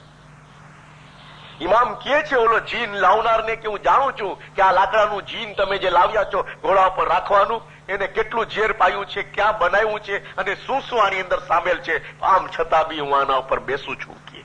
અને ઇમામ મોહમ્મદ બાકીર બી શહીદ થઈ ગયા. પછી ઇમામ જાફર સાદિકનો વારો આવ્યો. દુશ્મનો હજી ચેનથી નહોતા બેઠા. ઇમામ જાફર સાદિકને બી શહીદ કરી નાખ્યા. ત્યારે ઇમામને થયો કે આખી ઇમામત કતલ થઈ રહી છે. આખી ઇમામત, એક ઇમામ નહીં, બે ઇમામ નહીં, 3 ઇમામ નહીં, 4 ઇમામ નહીં, 5 ઇમામ શહીદ થયા અને એક પીર હઝરત હસન શહીદ થયા. આખી ઇમામત કતલ થઈ જવાની મુરીદોની ના ફરમાની હતી. એટલે પછી પોતાના મોટા દીકરા ઇસ્માઇલને છુપાડી અને સલમિયા મોકલી દીધા કે ઇમામને છુપાઈને રહેવું પડશે. હવે દોરે 17 ચાલુ કર્યો, નહીં તો બધી ઇમામોની કતલ થઈ જાત. હવે તમને ફરમાન કહું, બૈતુલ ખ્યાલની સિંધી પોકેટ સાઇઝ બુકમાં બૈતુલ ખ્યાલ પંજે ભાઈઓ અને પંજે બહેનોને ઇમામ સુલતાન મોહમ્મદે ફરમાવ્યો, તમારા કરતા, એની અંદર શબ્દો છે, તમારા કરતા એ લોકો ઘણા સારા હતા કે જેઓએ ઇમામ હુસૈનને શહીદ કર્યા. બૈતુલ ખ્યાલના પંજે ભાઈઓને ઇમામ કે છે, તમારા કારણ કે ઇમામ જેવું કે હું બૈતુલ ખ્યાલનું ફરમાન કરું, બંદગીના ફરમાન કરું અને 2% હાજરી હોય, 98% લોકો ન આવે, ઇમામના ફરમાન ન માને. એટલે ઇમામે કીધું તમારા કરતા એ લોકો ઘણા સારા હતા કે જેઓએ ઇમામ હુસૈનને શહીદ કર્યા. પછી ઇમામે ફરમાવ્યું, તે લોકોએ તો ફક્ત ઇમામ હુસૈનને શહીદ કર્યા, તમે તો અમારી આખી ઇમામતને કતલ કરો છો. પછી ઇમામે ફરમાવ્યું, એટલા માટે કે તમે અમારા ફરમાન નથી માનતા ને ઇબાદત નથી કરતા. અમારી આખી ઇમામતને તમે કતલ કરો છો. વાંચવું હોય સિંધી પોકેટ સાઇઝ બુકમાં છાપેલું ફરમાન છે. અમારી આખી ઇમામતને તમે કતલ કરો છો. ઇમામ હુસૈનને કતલ કરનાર સારો હતો કે એક જ ઇમામને કાપી નાખ્યા હતા અને એને જેને કાપ્યા હતા સિમરે, એના માટે સુલતાન મોહમ્મદ બોલ્યા હતા કે સિમર નામના હરામઝાદા કાફરે ઇમામ હુસૈનને શહીદ કર્યા. ઇમામના શબ્દો હતા કલામે ઇમામે મુબીનમાં કે સિમર નામના હરામઝાદા કાફરે ઇમામ હુસૈનને શહીદ કર્યા. અને પછી ઇમામ ફરમાવે છે કે તમારા કરતા એ સારા હતા, તમારા કરતા એ સારા હતા કે એક જ ઇમામને કતલ કર્યા. એને તમે અમારી આખી ઇમામત કતલ કરો છો, આખી ઇમામત કતલ કરો છો, એક પછી એક ઇમામને કતલ કરો છો. ઇમામે ખુલાસો કર્યો એટલા માટે કે તમે અમારા ફરમાન નથી માનતા, ઇબાદત નથી કરતા. ઇમામનું ફરમાન તૂટે છે તો ઇમામત કતલ થાય છે. શા માટે ગયા હતા બોલ લેવા માટે? કોને તમને ફોર્સ કર્યો હતો કે જાઓ અને બોલ્યો? ઇમામ સાથે છેતરપિંડી વાજવી હોય, ઇમામ સાથે આવું બને. મૌલાના હાજર ઇમામે ફરમાવ્યું, અમૂલ્ય રત્નો ફરમાનની કિતાબમાં છે, દરેકે બંદગી કરવી જરૂરી છે. મૌલા ફરમાવે છે દરેકે બંદગી કરવી જરૂરી છે, જેથી માણસાઈ આવે છે, જે તમે દરેક પાસે હોવી જ જોઈએ. માણસાઈ ક્યાંથી આવે છે? તો કે બંદગીથી આવે છે. જે બંદગી નથી કરતો એમાં માણસાઈ છે? આ બધા તમે નેગેટિવ પોઈન્ટ નહીં જોવો મમ્મીનો, એક જ તરફ જોશો. ઇમામે કીધું કે બંદગીથી માણસાઈ આવે છે. માણસાઈ એટલે ઇન્સાનની અંદર ઇન્સાનિયત જેને કહેવામાં આવે છે. ઇમામે કીધું બંદગીથી આવે છે. જો બંદગી ન કરે એમાં માણસાઈ હોય? સુલતાન મોહમ્મદનું એક ફરમાન તમે પાછું ઓલું બી જુઓ. ઇમામે ફરમાયું, તમે ઘણા નસીબવાળા છો કે સવારે જમાતખાને આવો છો અને અમારા દીદાર કરો છો. તો જે સવારે જમાતખાને નથી આવતા એને શું કેવું? આવે છે નસીબવાળા છે, નથી આવતા એનું બી કઈ હોવું જોઈએ ને મમ્મીનું. તો આવતા હોય નસીબવાળા, તો ન આવે નસીબ વગરના કહેવાય ને. બદકિસ્મત, ફૂટેલા કિસ્મતના. અને જેના કિસ્મત ફૂટેલા છે કોઈ દી આબાદ થશે? તમે પોતે કયો ઇમામના પ્રિન્ટેડ ફરમાનો છે કે નસીબવાળા છો કે સવારે ખાને આવો છો, નથી આવતા એ નસીબ વગરના છે. નસીબ જ નથી એના, ખોટા નસીબના છે. હકીકતે દિલદારો, સૈયદ ઇમામ સાહેબ લખ્યું પોતાના ગિનાની અંદર 4 કડી, બહુ સરસ ગિનાની લખી છે. તમે આવો મમ્મીનો સવારે 4 થી 5 એક તો નુરાની ટાઈમ હોય છે. એક નુરાની ટાઈમ હોય છે કે જેમાં તમે ઇમામ સાથે વાતો કરો છો. સુલતાન મોહમ્મદ સાહેબ ફરમાવ્યું કે તમે બંદગીમાં બેસો છો ત્યારે અમારી સાથે વાતો કરો છો. કલામે ઇમામે મુબીનમાં ફરમાન છે, તમે અમારી સાથે વાતો કરો છો. એ નુરાની ટાઈમે તમે ઇમામ સાથે વાતો કરતા હો, ઇમામ તમારા માટે દુઆ કરતો હોય. જેમ એને કીધું કે નૂરના વખતે 2 કલાક હું તમારા માટે દુઆ કરું છું. ઇમામની દુઆ અમારા ફેવરમાં હોય. અને ઉપરથી ઇમામે ફરમાવ્યું કે મધરાતે એક ફરિશ્તો આસમાન ઉપર આવે છે ને આવાજ કરે છે કે છે કોઈ એવો કે જે ખુદાવંદ તાલા પાસે માંગે તો એની માંગને હું ખુદાવંદ તાલા પાસે પહોંચાડી દઉં. ઉપરથી ફરિશ્તો નદા કરતો હોય છે, અવાજ મોકલતો હોય છે આસમાન ઉપરથી નુરાની ટાઈમે કે કોઈ બંદો ખુદાનો છે કે જેની કોઈ માંગણી હોય અને એ માંગણી ખુદા પાસે ન પહોંચતી હોય તો હું એજન્ટ તરીકે એની માંગણી લઈ જાઉં અને ખુદાને કહું કે જો ઓલો તારો બંદો માંગી રહ્યો છે, દે એને. ફરિશ્તો કે હું તૈયાર છું કામ કરવા માટે. ઇમામનું ફરમાન છે. ઇમામ કહે છે હું બી દુઆ કરું છું તમારા આંખમાં નૂરના વખતે. એક તરફથી ઇમામની દુઆ, એક તરફથી ફરિશ્તાની દુઆ, એક તરફથી નૂરનો ટાઈમ, ઉમેદો પૂરી થવાનો ટાઈમ. અને એવા ટાઈમે અમે સુતા રહી, એવા ટાઈમે અમે ખાને ના આવી, એવો ચાનસ ચૂકી જાય, એવો મોકો હાથમાંથી નીકળી જાય અને પાછો અફસોસ બી ન થાય કે આજની બંદગી હોઈ ગઈ. હે કઈ ન થાય મમ્મીનું. અરે એ વખતે તો તમે જે માંગો એ તમને મળી જાય. સૈયદ ઇમામ સાહેબ પોતાના ગિનાનની 4 કડી લખી, બહુ સરસ કડીઓ લખી. ये सैयद इमाम सा गिनान सुनाया तमे सुनो मुनिवर भाई किए. सैयद इमाम सा गिनान बोले છે, પહેલી જ કડીમાં લખે છે, સૈયદ ઇમામ સા ગિનાન સુનાયા તમે સુનો મુનિવર ભાઈ, પરગટ ટાણે જો આવી મિલો તો સાચી તમારી કમાઈ કીએ. પરગટ ટાણે તમે ખાનામાં આવીને મળો ને તો તમારી કમાણી સાચી કીએ. પરગટ ટાણે જો આવી મિલો તો સાચી તમારી કમાઈ. કેટલા વાગે આવું? તો કે છે જી પરગટ ટાણું તે કહીએ. કયું ટાણું? પરગટ ટાણું તે કહીએ જયારે ઘટપાટની વેળા હોય, 33 કરોડી દેવ આવી મિલે ત્યાં સાહેબ આસ પૂરે સોઈ. પરગટ ટાણું કોને કે છે કે તો કે સવારનો ટાઈમ હોય છે અને 5 વાગે ઘટપાટ કાઢવાનો વખત આવે છે ને એ પરગટ ટાણું કહેવાય છે. એની પહેલા આવી જતો, બંદગીમાં બેસી જ આવીને અને ઘટપાટના ટાઈમે હાજર રહે, એ પરગટ ટાણું છે કે. પરગટ ટાણું તે કહીએ જયારે ઘટપાટની વેળા હોય. પછી શું થાય? તો કે 33 કરોડી દેવ આવી મિલે. કોણ 33 કરોડી ખબર છે? એ 33 કરોડ કોણ?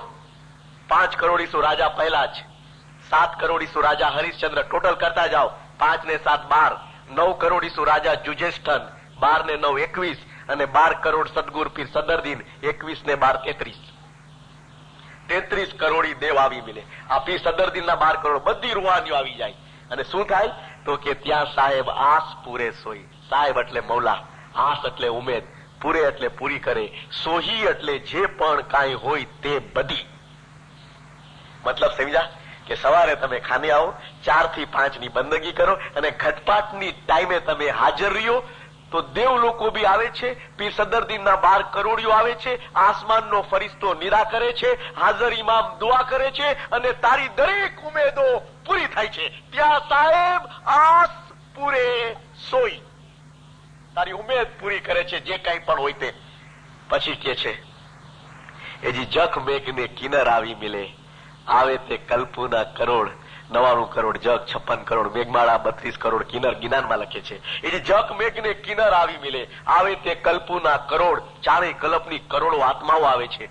તે વેળાએ જો આવશો, તે વેળાએ જો આવશો, અમને કહે છે તમે આવશો તો થાશો તેઓની જોડ.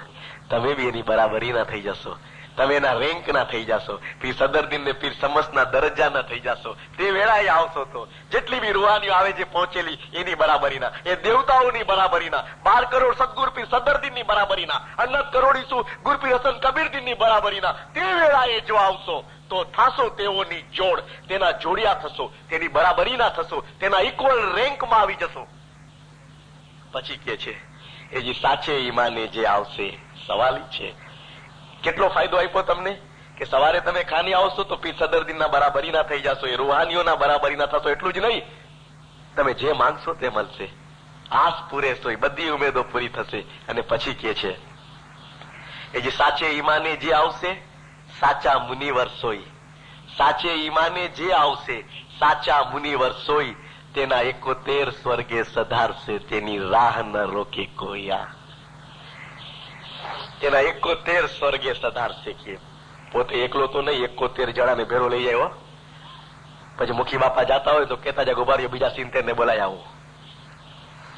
કા તો કે રોજ ખાને જાતો હતો ને મને સર્ટિફિકેટ છે મારી પાસે, કે પાસ આપ્યો છે ખુદાવંદ, 71 જણાને લઈ જવાનો. કે આખી જિંદગી રોજ ગયો, રોજ બંદગી કરી, રોજ મૌલાને રાજી કર્યો. તેના 71 સ્વર્ગે સધારશે, તેની રાહ ન રોકે કોઈ, કોઈ એને રોકવાનું નથી. ઇમામ સાહેબ કે છે મારી ચેલેન્જ છે, વયો જશે. કે મને એક ભાઈ કીધું મિસ્ત્રી બહુ સરસ જ્ઞાન લખ્યો ઇમામ સાહેબ, મને બહુ પસંદ આવ્યું. મેં કીધું કેમ? તો કે 71 ને લઈ જવાના ને. મેં કીધું હા. તો ભાઈ આપણે ન જાય ને આપણી બાયડી જાય તો બસ ને. કે ઓલો કે મારી દીકરી જાય તો બસ ને. કે ઓલો કે અમારા બુઢા બાપા જાય તો બસ ને. કે કોઈ બી એક જાય તો 71 ને લઈ જાય. કે ભાઈ આપણે બધાને જવાની જરૂર શું? કે ભાઈ સાચું, ઘરમાંથી એક બી જાય તો બસ છે, અને એક બી ન જાય ને તો આડોશ પાડોશ માંથી એક જાય તો બસ છે. કારણ કે નજીક વાળાનું રિકમેન્ડ તો કરશે નહીં. બાપો જ પૂછે કે 71 ના નામ દે, પછી વિચાર કરીને કેટલા નામ દેશે. પછી જેના બી નામ આવે ને આપી દે કે પૂરા કોટો તો થવા દે, 71 ન કીએ, જેવા તેવા બધા ખોજાઓ ઘૂસી જાય જન્નતમાં. નહીં, મને એક ભાઈએ કીધું હતું કે જો કે આ બંદગીની તમે વાત કરો છો મિશનરી, અને ખાલી તમે પીર સદરદીનનું એક ગિરાન અમારી સામે બતાવ્યું, એમાં એમ કીધું કે જે ખાવે પીવે ને આપ મુરાદા સો જીવ દોજકે જાવણ હારા, તમે કહો છો કે ખાઈ પીને સુવે ને આરામ કરી દોજકમાં જવાનું, એ તો બધી જૂની વાતો છે. મને કહે પીર સદરદીનના મુરીદને કોઈ દોજક હોય કે?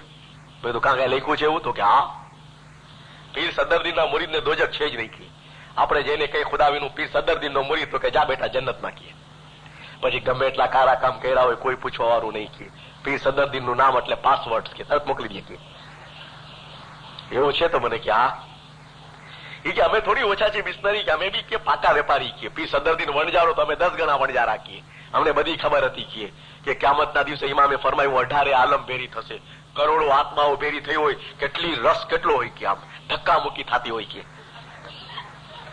કરોડો ને અબજો આત્માઓ ભેરી, 18 આલમ ભેરી થશે ઇમામ. કે હવે એટલા બધા ભેરા થયા હોય ને ધક્કમ ધક્કી થતી હોય, નાટક જોવા જાવ ને ત્યાં ધક્કમ ધક્કી ને ટિકિટ ના મળે બરાબર, અને એવી ગડબડ થઈ જાય. હવે અહીં તો કરોડો માણસોની ગડબડ, ખુદા બિચારો એકલો.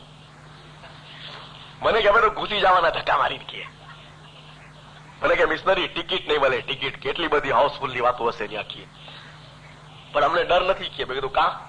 તો કે અમે પીર સદરદીન ને એડવાન્સ બુકિંગ કરવા મોકલા છીએ. 700 વર્ષ પહેલા ગયો છે, બુકિંગ કરી ગયો છે અમારા નામની. કે ખોજાનો દીકરો એટલે ખતમ, આવ્યા ભેરો સીધો જન્નતમાં. કે એવું કે લખ્યું છે? તો કે પીર સદરદીન અમને લખીને દેતો ગયો, હાથમાં પાસ દેતો ગયો. કે શું પાસ આપ્યો છે? તો કે જે એસો ગીનાન પીર ભણાવે સદરદીન વીરા, એસો ગીનાન પીર ભણાવે સદરદીન વીરા, મેરે મોમન ભાઈ કો બહેસ્ત લિખૈયા હોજી રે ભૈયા. કી અમને કહેતો ગયો કે મારા મોમન ભાઈના તકદીરમાં બહેસ્ત લખેલી છે. કે લખેલી છે, હોજો બહેસ્ત લખાઈ ગઈ. છે મેરે મોમન ભાઈ કો બહેસ્ત લિખૈયા હોજી રે ભૈયા. કે બધું પીર સદરદીન લખ્યું બરાબર છે. પેલા લખી રાખ્યો જેટલા મારા મોમન છે એ બધાને બહેસ્ત મળશે. પણ પછી વિચાર કરો કે મારા મોમન તો છે, પણ એમાં સાચા બી છે ને ખોટા બી છે. એનું શું? કે ઘણા ખોટા ઘૂસી ગયા વચમાં, નામના ઘૂસી ગયા ઘણા. તો પીરને થયું કે એમ નથી કરવું, આપણે જરાક રસ્તો કાઢીએ એનો. બીજા ઠેકાણે પીરે લખ્યું, હંસપુરી નગરીમાં એ માંડવો રચાઈ ગયો છો ને એમાં છે. એ જી ભણે પીર સદરદીન, ભણે પીર સદરદીન તમારો આધાર, સાચા મોમન ને દેજો બહેસ્ત દીદાર ભાઈ, સા મારો ચડશે માજમ રાત. કે સાચા મોમન ને દેજો બહેસ્ત દીદાર. ક્યામતના દિવસે તમે આટા મારતા હો ને દોજક તરફ જવાનું થાય ને પીર સદરદીન ને પૂછો કે અમે તારા મુરીદ છીએ ને અમને કેમ દોજકમાં? પીર કહે છે મેં લખ્યું તું સાચા મોમન ને દેજો, તો ખોટો જાય હતી. અમે સાચા માટે શરત રાખી હતી. તો મને કે મિસ્ટરી સાચા મોમન એટલે કેવું થવું જોઈએ? સાચા મોમન એટલે કેવું? કે એના માટે કઈક નિશાની ખરી પીરની કે આ માણસ સાચો મોમન કહેવાય? મેં કીધું હા, સાચા મોમન ની નિશાની પીર આપતા ગયા કે સાચા મોમન નો ટાઇટલ જોતો હોય તો આ નિશાની પૂરી કર. શું છે ખબર છે? પીર સદરદીન નું જ્ઞાન છે. એજી કલસ પીઓ નિતહાલ ગુજારો, એજી કલસ પીઓ નિતહાલ ગુજારો, એવી તે કસણીએ તમે આપ કસાવો. બીજી કડીમાં કહે છે એજી એવી તે કસણીએ જો તમે આપ કસાવો તો તમે સાચા મોમન મેરા ભાઈજી. બે કડી પાછો ફરી સમજાવું તમને. સાચા મોમન કેને કહેવાય એનો ખુલાસો પીર સદરદીન કરતા ગયા. કલસ પીઓ નિતહાલ ગુજારો, કલસ એટલે ન્યાસ, ન્યાજ પીઓ, નિત એટલે રોજ, હાલ ગુજારો એટલે દુઆ તસ્બીહ બંદગી બધું કરો. રોજ ન્યાજ પીઓ, રોજ ખાને આવો, રોજ દુઆ તસ્બીહ કરો. કલસ પીઓ નિતહાલ ગુજારો, એવી તે કસણી તમે આપ કસાવો. એ કસણી છે તમારી, એમાં કસાવો ને પાકા થાવ. કઈ કસણી? 2 ટાઈમ ખાને આવો, સવારે આવો સાંજે આવો, રોજ ન્યાજ પીઓ, રોજ દુઆ પડો, રોજ ઇબાદત કરો. એવી તે કસણી જો તમે આપ કસાવો તો તમે સાચા મોમન. તો દેજો બહેસ્ત દીદાર ભાઈ, સા મારો ચડશે માજમ રાત. તારા માટે મેં લખ્યું છે કે તને બહેસ્ત મળે, પણ ક્યારે? રોજ ન્યાજ કીધું છે. એક ભાઈ કીધું મિસ્ટરી હું સાચો મોમન. મેં કીધું શાબાશ, આ કસોટીમાં પૂરો હું તો એ સાચો મોમન. મેં કીધું કેમ સાચો મોમન? 2 ટાઈમ બહુ ખાને આવસ? તો કે 2 ટાઈમ ખાનાની વાત મૂકી દો, પણ તમે જે કન્ડિશન કીધી પૂરી કરું છું. કે બધી કેવી રીતે? તો કે રોજ ન્યાજ પીવું છું, કે મારા બ્રેકફાસ્ટના ટેબલ ઉપર ન્યાજની શીશી પડી હોય. કે ટેબલ ઉપર કે ન્યાજની શીશી રાખું. કે હું નાસ્તો કર્યા પહેલા 9 વાગે પી લઉં. કે એટલે રોજ ન્યાજ પીધું છે. કે અને હાલ ગુજારો કીધું જ્યાં હોય ધોવા પડલો ચૂકીએ, એટલે એવી થઈ ગયું કે એટલે સાચે મમન ને કીએ ન્યાજ પીએ ને નાસ્તાના ટેબલ ઉપર પીએ. હવે એવા તો બધા આરામના બધા પસંદ કરવા વાળા છે, ખાને જઈને કોણ ન્યાજ પીએ. પણ એક વાત કહી દઉં કે તમે બ્રેકફાસ્ટના ટેબલ ઉપર જે પીઓ છો ને એ ન્યાજ નથી, પાણી છે. પછી ભલે તમારું ઈમાન હોય ને તમે પીતા હો, રૂપિયામાં 1 સેન્ટ જેટલો કદાચ ડોલરમાં ફાયદો થઈ જાય પીવાથી, પણ જમાતખાનામાં આવીને પીઓ એ વસ્તુ જુદી છે. જો એમ ન હોત તો પીર ગિનાનમાં ન લખત નૂર વેળાએ નૂર પીયો આઈ કરીયો મન આનંદ. નૂર વેળાએ નૂર પીયો, નૂરના ટાઈમે નૂર પીયો. જયારે એનો સમય છે ત્યારે પીઓ. જયારે એમ કે ન્યાજ રસો અલ્લાહ મેરિયા ત્યારે પીઓ, કે ત્યારે ન્યાજ પીઓ. અને ન્યાજ પીવા નહીં આવ ને, સૈયદ ઇમામ શાહ લખતા ગયા હતા ખબર છે ન્યાજ પીવા માટે. તમને ખબર છે મમ્મી, આપણે ઇમામને કહીને સુઈને કે યા માલિક મારે 3:30 વાગે ઉઠીને ખાને જવું છે, તો મૌલા ઉઠાડી દે છે. પી સદરદીને ગિનાનમાં લખ્યું હતું કે મૌલા આવીને ઉઠાડે. એ વિરામભાઈ સુનો રે રીખીસર તમારી ખાતર, ગુરનર એક પલક ન સુવેજી, જીન સચ્ચે યારે જીકર જ માંડ્યા, ગુરનર ઘટ ઘટ જોવાને આવે છે. એક એક ઘટમાં ગુરનર જોવા માટે આવે છે, જે જીકર માંડે છે ને. તમે કે ઉઠાડ તો મૌલા આવીને ઉઠાડે. ઇમામ સાહેબ કે છે કે તમને ઉઠાડવા માટે હુરાઓ મોકલાવી કે મને ઉઠવું હોય અબ્દુલ જુમાને કહું મને ઉઠાડવા આવજો. મને બધા બુઢા માણસે બોલાવીને શું કરવું છે કે કોઈ હુરા આવે ને તો મજા આવે, ઉઠાડવા આવે તો કે. તો પીર ને થયું કે ખોજો જો એમ હુરામાં લલચાતો હોય તો એમ કહું કે ભલે હુરા આવી ઉઠાડવા, બસ હુરાને ઉઠાડવા મોકલી દઉં કે. લખ્યું ગિનાનમાં હુરા યું આવી વિરામભાઈ તમને જગાડવા કીએ, તને જગાડવા માટે હુરા મોકલી કે. અરે ખુશીઓ મોકલી છે કે જો તને હુરાની કલ્પનામાં કોઈ સારી બાઈ દેખાતી હોય ને તો એમ સમજી લે, પણ ઉઠ ઈ બાને બી જો ઉઠીને ખાને આવતો તો વાંધો નથી કે. અને પછી ઓલી હુરાઓ કે છે, સૈયદ ઇમામ શાહ લખે છે કે હું તારા ઘરે આવું છું કે મધરાતે ઉઠીને આવું છું 3-3:30 વાગે, અને ખટકો મારીને કહું છું ઉભો થા. ઉભો થઈને જમાત ખાને આવ, ચાલ તને ઉઠાડવા આવી છું. તું નથી ઉઠતો ને કે હું નિરાશ થઈને પાછી જાઉં છું. ગિરનના ઘણા પાઠ લખ્યા છે, હું નિરાશ થઈને પાછી જાઉં છું કે પાછી હું 5 વાગે આવું છું, ફરી હું આવું સુબુનો ફેરો કે 5 વાગે પાછી આવીને કહું ખોલ દરવાજો, હાલ જમાત ખાને. બંદગીમાં નથી આવ્યો વાંધો નહીં, ધુવામાં આવી જા. હું એ ટાઈમે પાછી તને ઉઠાડવા આવું છું કે પણ તો બી તું નથી ઉઠતો, તોય નિદ્રાળું તું નિદ્રામાં એ સૂતો કે ઉઠો નિદ્રાળવા, હુરા આવી છે આલવા. ક્યારે ઉભો થા કે હુરા આવી છે તને સવાબ દેવા માટે, ઉઠ આવ કે. નથી આવતો, 5 વાગે એવી નહીં આવ ધોવા પડવા. ખોજાનો દીકરો થઈને એટલું બી નહીં કરતા ઇમામ માટે, જવા દેખીએ. પછી હું જોઉં છું કે ધોવા બી પડાઈ ગઈ, તસબી બી નીકળી ગઈ. હવે તો ન્યાજ પીવાનો ટાઈમ છે, હું પાછી આવું છું કે ન્યાજ પીવા તો આવ.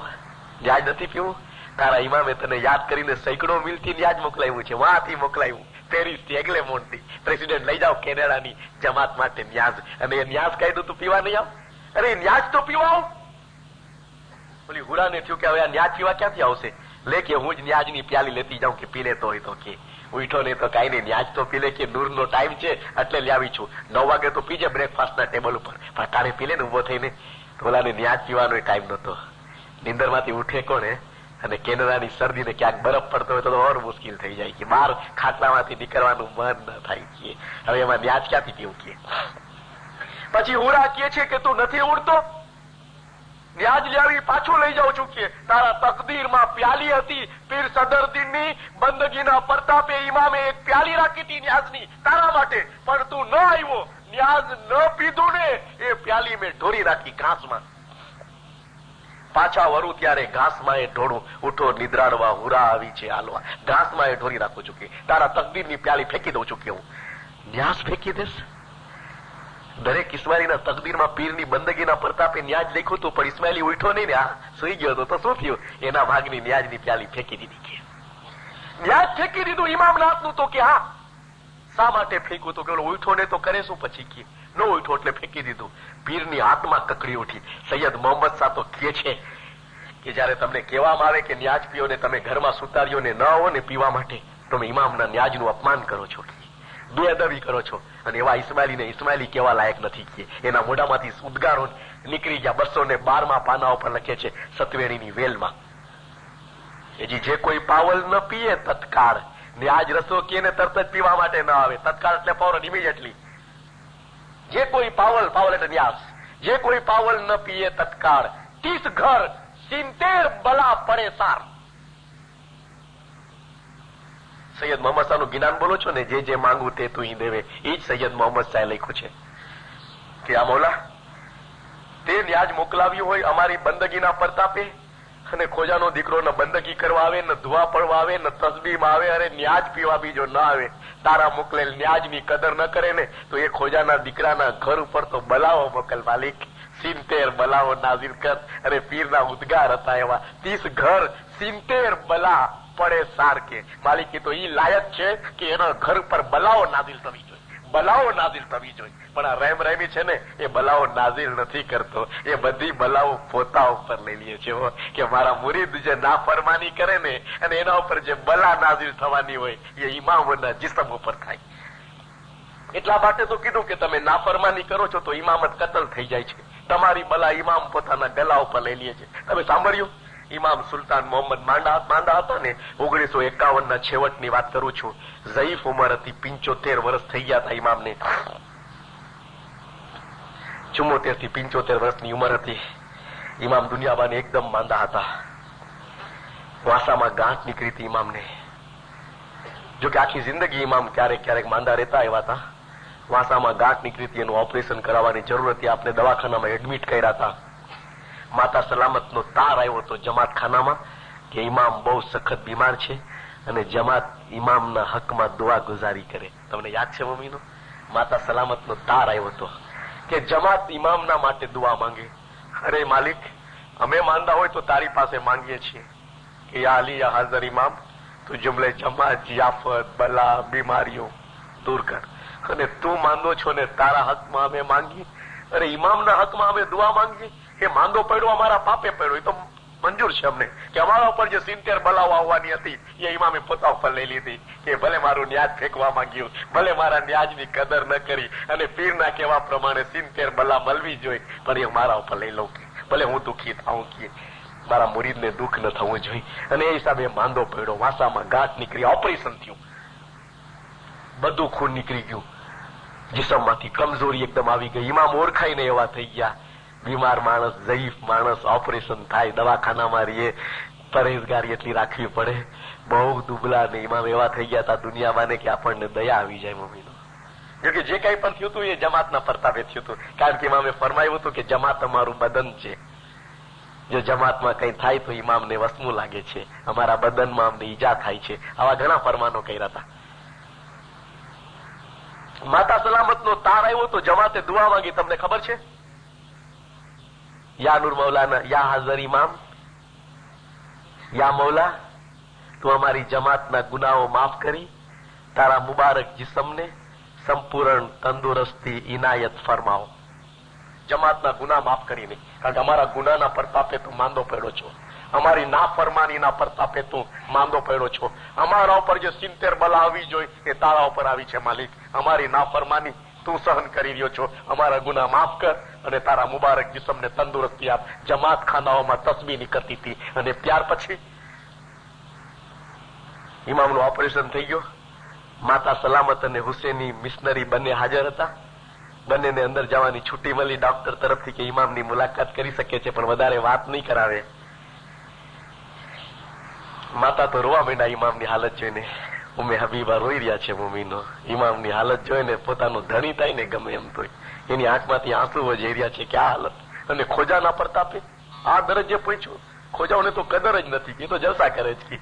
અને તારી આ હાલત માલિક, એની આંખમાંથી આંસુઓ જઈ રહ્યા હતા. મા બાપે જોયું કે માતા રોઈ રહી છે એમની મિસેસ. મા બાપ કાંઈ ન બોલ્યા. હુસેનની મિશનરીની આંખમાંથી 1, 2, 3, 4 આંસુ પડવા લાગ્યા. ઇમામે જોયું, મિશનરી તુમ રોતા હૈ કે? મિશનરી તુમ રોતા હૈ? ખુદાવીન કે ગલું ભરાઈ ગયું, બોલી ન શક્યો બિચારો. ઇમામની હાલત તો સામે દેખાતી હતી દુનિયાવાને. તુમ રોતા હૈ મિશનરી કે? देखो मिशनरी ये दुनिया है. इमाम कीधु ये दुनिया है. इस दुनिया में दुख ज्यादा है, सुख कम है मिशनरी. और जितने भी हमारे मुरीदों के दुख थे वो सब दुख हमने अपने ऊपर ले लिए हैं, जानबूझ कर लिए हैं मिशनरी, जानबूझ कर लिए हैं. हमारा मुरीदोના ઉપર જે દુખો આવવાના હતા, ખાને ન આવે ને 70 બલાઓ નાઝિલ થવાની હતી, એ બધી બલાઓ, બધા દુખો, બધી તકલીફો અમે અમારા જિસ્મ ઉપર લઈ લીધી મિશનરી, અને અમે ભોગવી રહ્યા છીએ. અમે પોતે માંગીને લીધી છે, અમે પોતે માંગી છે મિશનરી. તમને થાય છે કે મિસ્ટરી તમે ખોટું બોલતા હશો. તમને ફરમાન યાદ છે? ગૌરે રહેમતમાં ફરમાન છે જે તમારી એસોસિએશન એવી માન્ય રાખી, એમાં ફરમાન છે, અમારા વાલા રૂહાની બચાવો, અમને ગમે તેટલું દુઃખ અને તકલીફ પડે તે સહન કરવા અમે તૈયાર છીએ. અમારા વાલા રૂહાની બચાવો, અમને ગમે તેટલું દુઃખ અને તકલીફ પડે તે સહન કરવા અમે તૈયાર છીએ, પણ તમને એક સુઈ પણ ન વાગે એવી અમારી ઈચ્છા છે. વાંચો ફરમાન, વાંચો મમ્મીનો, તમને એક સુઈ ન વાગે, એક સુઈ ન વાગે એવી અમારી ઈચ્છા છે. ભલે અમને ગમે એટલું દુઃખ પડે, ગમે એટલી તકલીફ પડે તમારા ઇમામ ઉપર, અને કદાચ ઇમામત કતલ થતી હોય તો બી અમે સહન કરવા તૈયાર છીએ, પણ તમને એક સુઈ ન વાગે એવી અમારી ઈચ્છા છે. તમે ખાને ના હો ને 70 બલા ઇમામ ઉપર નાઝિર થતી હોય, દુઃખ ઇમામ ભોગવતો હોય, તકલીફ ઇમામ ભોગવતો હોય, અમે રાજ કરતા હોય. કેટલા દિવસ રાજ કરશું? મોત આવશે ત્યાં સુધી ને, પછી તો કઈ નથી ને. મિશનરી રોવા લાગ્યો તો, માફ કે સબ જમાત કા દુઃખ हमने अपने ऊपर ले लिया મિશનરી. ત્યારે અમને યાદ આવ્યું, એક શાયર કહેતો ગયો તો, શાયરે ઇસ્લામે કીધું હતું, અલ્લાહ ને पैदा जो किए रंजो अलम को, तकसीम वो सब किए मोहिबान अली को. अल्लाह ने पैदा जो किए रंजो अलम को, तकसीम वो सब किए मोहिबान अली को, पर सबसे दो चंद हिस्सा मिला आले अब्बा को, तहरीर का फरमान हुआ कुल्ले कजा को. ખુદાએ જેટલા દુનિયામાં દુઃખ પેદા કર્યા ને કે, જેટલા રંજ એટલે દુઃખ, આલમ એટલે મુસીબતો, રંજ અને તકલીફ અને મુસીબતો દુનિયામાં જેટલી પેદા થઈ ને, તકસીમ વો સબ કિએ મોહિબાન અલી को, અલીના ચાહવા વાળામાં પેલે વાટી દેવામાં આવ્યા. પછી કીધું કે બધાયના દુઃખોનો હિસ્સો ડબલ, દોચંદ એટલે ડબલ હિસ્સો મુર્તઝાની હાજરીમાં મેં પોતાના ઉપર લીધો. પર સબસે દોચંદ હિસ્સા મિલા આલે અબ્બા को, રસૂલની હાલના તકદીરમાં એ દુઃખ આવ્યા બધાય. અને તહરીર કા ફરમાન હુઆ કુલ્લે કઝા को, ખુદાવંદે ફરમાન કર્યું કે આને નોટ કરી લ્યો કે જેટલા બી દુઃખો છે મુરીદો તરફના એ આલે અબ્બાને આપવામાં આવશે. તમને અમને ગમે એટલી તકલીફ થાય, અમારા વાલા રૂહાની બચાવો, તમને એક સુઈ પણ ન વાગે એવી અમારી ઈચ્છા છે. પ્રિન્ટેડ ફરમાન. તમે જુઓ મીનો, 1400 વર્ષમાં જમાનો કેટલો બદલાઈ ગયો એ હું તમને બતાવવા માંગુ છું. 1400 વર્ષની અંદર કે ઇમામ ફરમાવે છે કે અમને દુઃખ પડે તો અમે ભોગવવા તૈયાર છે, તમને એક સુઈ પણ ન વાગે એવી અમારી ઈચ્છા છે. અને 1400 વર્ષ પહેલા શું હતું તમને કહું, એક દાખલો સાંભળી લ્યો તમે. હઝરત હબીબ નું નામ તમે સાંભળ્યું હશે, હદીસની કિતાબમાં એનું નામ આવે છે. બહુ બુઝુર્ગ હસ્તી હતી અને હિકાયત સાહબામાં એનું નામ છે હઝરત હબીબ. બહુ ઈમાની માણસ, પૈગંબર ઉપર જાન છિડકવા વાળો. રસુલ્લાહ એને મિશનરી બનાવીને ગામોમાં મોકલ્યો તો લોકોને સમજાવવા માટે. એક વખત કાફિર લોકોએ માંગણી કરી કે અમુક માણસોને મોકલાવો, અમને સમજાવે ને તમારા દીનમાં દાખલ કરે. પૈગંબરે મોકલ્યા, એમાં હબીબ બી હતા. એ લોકોએ દુશ્મનીથી બધાને મારી નાખ્યા. હઝરત હબીબને પકડીને લઈ ગયા કે સૌથી વધારે ખતરનાક આ માણસ છે જે મોહમ્મદનો દીન ફેલાવી રહ્યો છે, હું તમને ટૂંકાણમાં કહી દઉં. અને પછી લઈ ગયા અને આપને જેલમાં બંધ કરી દીધો મક્કાની અંદર. અને કાફરોએ બહુ તકલીફ આપી, બહુ માર માર્યો, ભૂખો રાખ્યો, તરસ્યો રાખ્યો, પાણી બી રાખે ને ખાવાની ચીજો રાખે, અને કહેશે ખા. ઓલો ખાવા જાય એટલે મારે ને, કોળા મારે ને, ચામડી ઉધેડી નાખે. એટલા દુઃખો આપ્યા એને. જયારે થઈ ગયું કે હવે આ મરી જવાનો છે, ત્યારે પૂછ્યું કે શું વિચાર છે તારો? તો કે બસ કાંઈ નથી, કે તમને જે ઠીક લાગે એ કરો. કે રસૂલુલ્લાહ મદીનામાં છે, આ મક્કામાં માર ખાઈ રહ્યો છે. હવે દુશ્મનોને થયું કે આ જીવશે નહીં, કે હવે ખૂબ તકલીફ આવી, જીસમની ચામડીઓ પૂરી ફાડી નાખી છે નહીં. હવે એમ કરો કે એને ફાંસી આપી દો. કે ફાંસીનો ફંદો તૈયાર કરવામાં આવ્યો, એને ઉપર ઉભો રાખવામાં આવ્યો લાંબા સ્ટૂલ ઉપર, અને કે હવે આને ફાંસી દેવાની છે. કે એ પહેલા કે એને ફાંસી દેવામાં આવે એની આખરી ખ્વાહિશ પૂછવામાં આવે છે. દરેક જમાનાનો દસ્તુર છે કે મરનારને પૂછવામાં આવે કે તારી કોઈ છેલ્લી ઈચ્છા છે. આને પૂછવામાં આવ્યું કે હબીબ તારી કોઈ છેલ્લી ઈચ્છા છે? કે હવે તો બિલકુલ મોતના દરવાજા ઉપર છો, કે અધમુવો તો થઈ ગયો છે ને થોડીક વારમાં મરી જાય. કે ઈચ્છા હોય તો બોલ. કે તો કે મારી એક ઈચ્છા છે. કે જલ્દી કહી દે શું ઈચ્છા છે? કે તો કે મારે 2 રકાત નમાઝ પડવી છે. કે નમાઝ પડી લઉં પછી મને ફાંસી આપજો. કે બસ બીજું કઈ નથી. કે તો કે નીચે ઉતારો, કે નમાઝ પડો, મોત થી બીડ્યો છે તો નમાઝનું બાનું કરે છે, ઉતારો નીચે. કે નીચે ઉતાર્યો, જલ્દીથી નમાઝ પડ લે. કે ઓલા તરત જ નમાઝ પૂરી કરી અને કે છે બસ હવે મને ફાંસી આપી દો કે આટલી વારમાં નમાઝ થઈ ગઈ તો કે બસ મારા મૌલાને સિજદો કરવો તો કે રસૂલુલ્લાહના શુક્રાના અદા કરવાતા. વધારે વાર કરત બંધ થતું હતું કે સિજદો લાંબો કરું, પણ એટલા માટે ન કર્યો કે તમને એમ થાય કે મોતથી બી ગયો છે અને સિજદાનું બાનું કરી અને મોતને હટાવવાની કોશિશ કરી રહ્યો છે કે એટલે હું તરત જ ઉભો થઈ ગયો. તમે મને લગાવી દો ફાંસી ઉપર કે પાછો ઉપર ચડાવ્યો. કાફરોમાંથી એકે પૂછ્યું, અબુ જહેલ જેવા કાફરોમાંથી એક બોલો, અબુ જહેલ જો હોય છે ને કોઈ, કે ખબીબ સાચું કહી દે, તારી આ હાલત કરનાર કોણ છે કે જો તું મોહમ્મદના દિનમાં ન ગયો તો તારી આ હાલત ન થાત કે તારી કેટલી ઇજ્જત હતી અમારી પાસે. મોહમ્મદના દિનમાં જઈને મારો દુશ્મન થઈ ગયો કે તને આ હાલતે પહોંચાડનાર મોહમ્મદ છે કે તને એમ નથી થતું કે આ હાલત પોતે મદીનામાં જલસા કરે છે અને તું ભૂખો તરસો મરી રહ્યો છો કે ચામડી ઉધેડી નાખી, ભૂખો તરસ્યો રાખ્યો કે મોહમ્મદના હિસાબે કે આજે તને એમ થતું હશે ને કે તારી જગ્યા ઉપર જો મોહમ્મદ હોત તો કેટલું સારું થાત કે તું આરામથી છૂટી જાત ને મોહમ્મદને ફાંસી મળત ને કે બોલો કે કાફરો લાનત છે તમારા ઉપર કે મારા જિસ્મના ટુકડે ટુકડા કરી નાખો ને કે રાય જેવડા બટકા કરી નાખો ને એ મને મંજૂર છે કે પણ મારા મોહમ્મદના પગમાં એક કાંટો લાગે ને એ મને મંજૂર નથી. આ 1400 વર્ષ પહેલાનો જમાનો હતો. મારા જિસ્મના ટુકડે ટુકડા કરી નાખો રાય જેવડા એ મને મંજૂર છે કે પણ મોહમ્મદના પગમાં એક કાંટો વાગે એ મને મંજૂર નથી. આ 1400 વર્ષ પહેલા.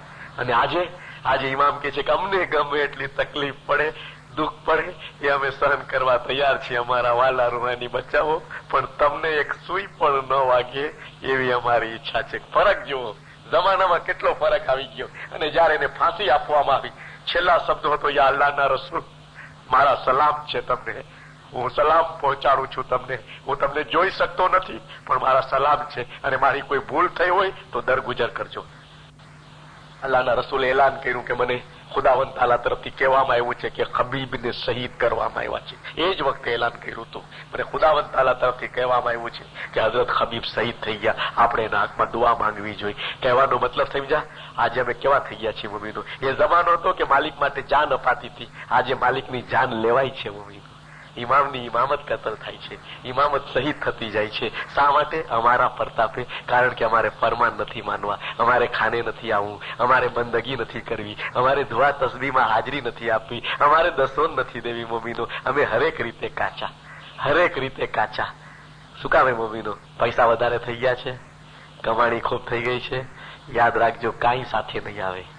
મૌલાની મોહબ્બત સાથે આવશે, જમાતખાનાની હાજરી સાથે આવશે, દસોન માલે વાજબાત સાથે આવશે, અને જે નેકીના કાર્યો કર્યા છે એ સાથે આવશે, મૌલાને રાજી કર્યા છે તો એ સાથે આવશે.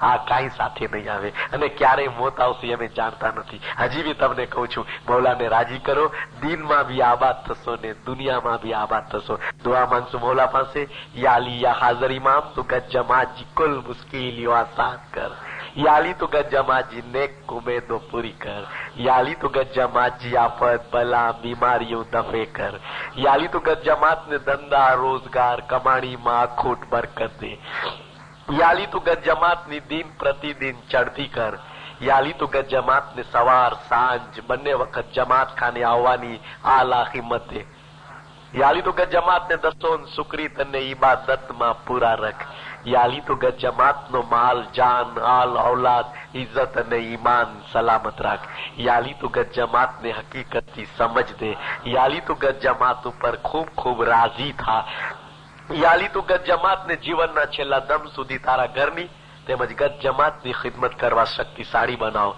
યાલી તું ગજ જમાત ને તારી ફરમાબરદાર મોમન જમાત બનાવો, યાલી તું ગજ જમાત ને તારો જાહેરી બાતુની વ નુરાની દીદાર નસીબ કર, યાલી હાજર ઇમામ તું ગજ જમાત જી અરજ વેતી તારી हुजूर नूरपुर में कबूल कर, गुर जमात के हाय जिंदा। अल्लाह सलवात।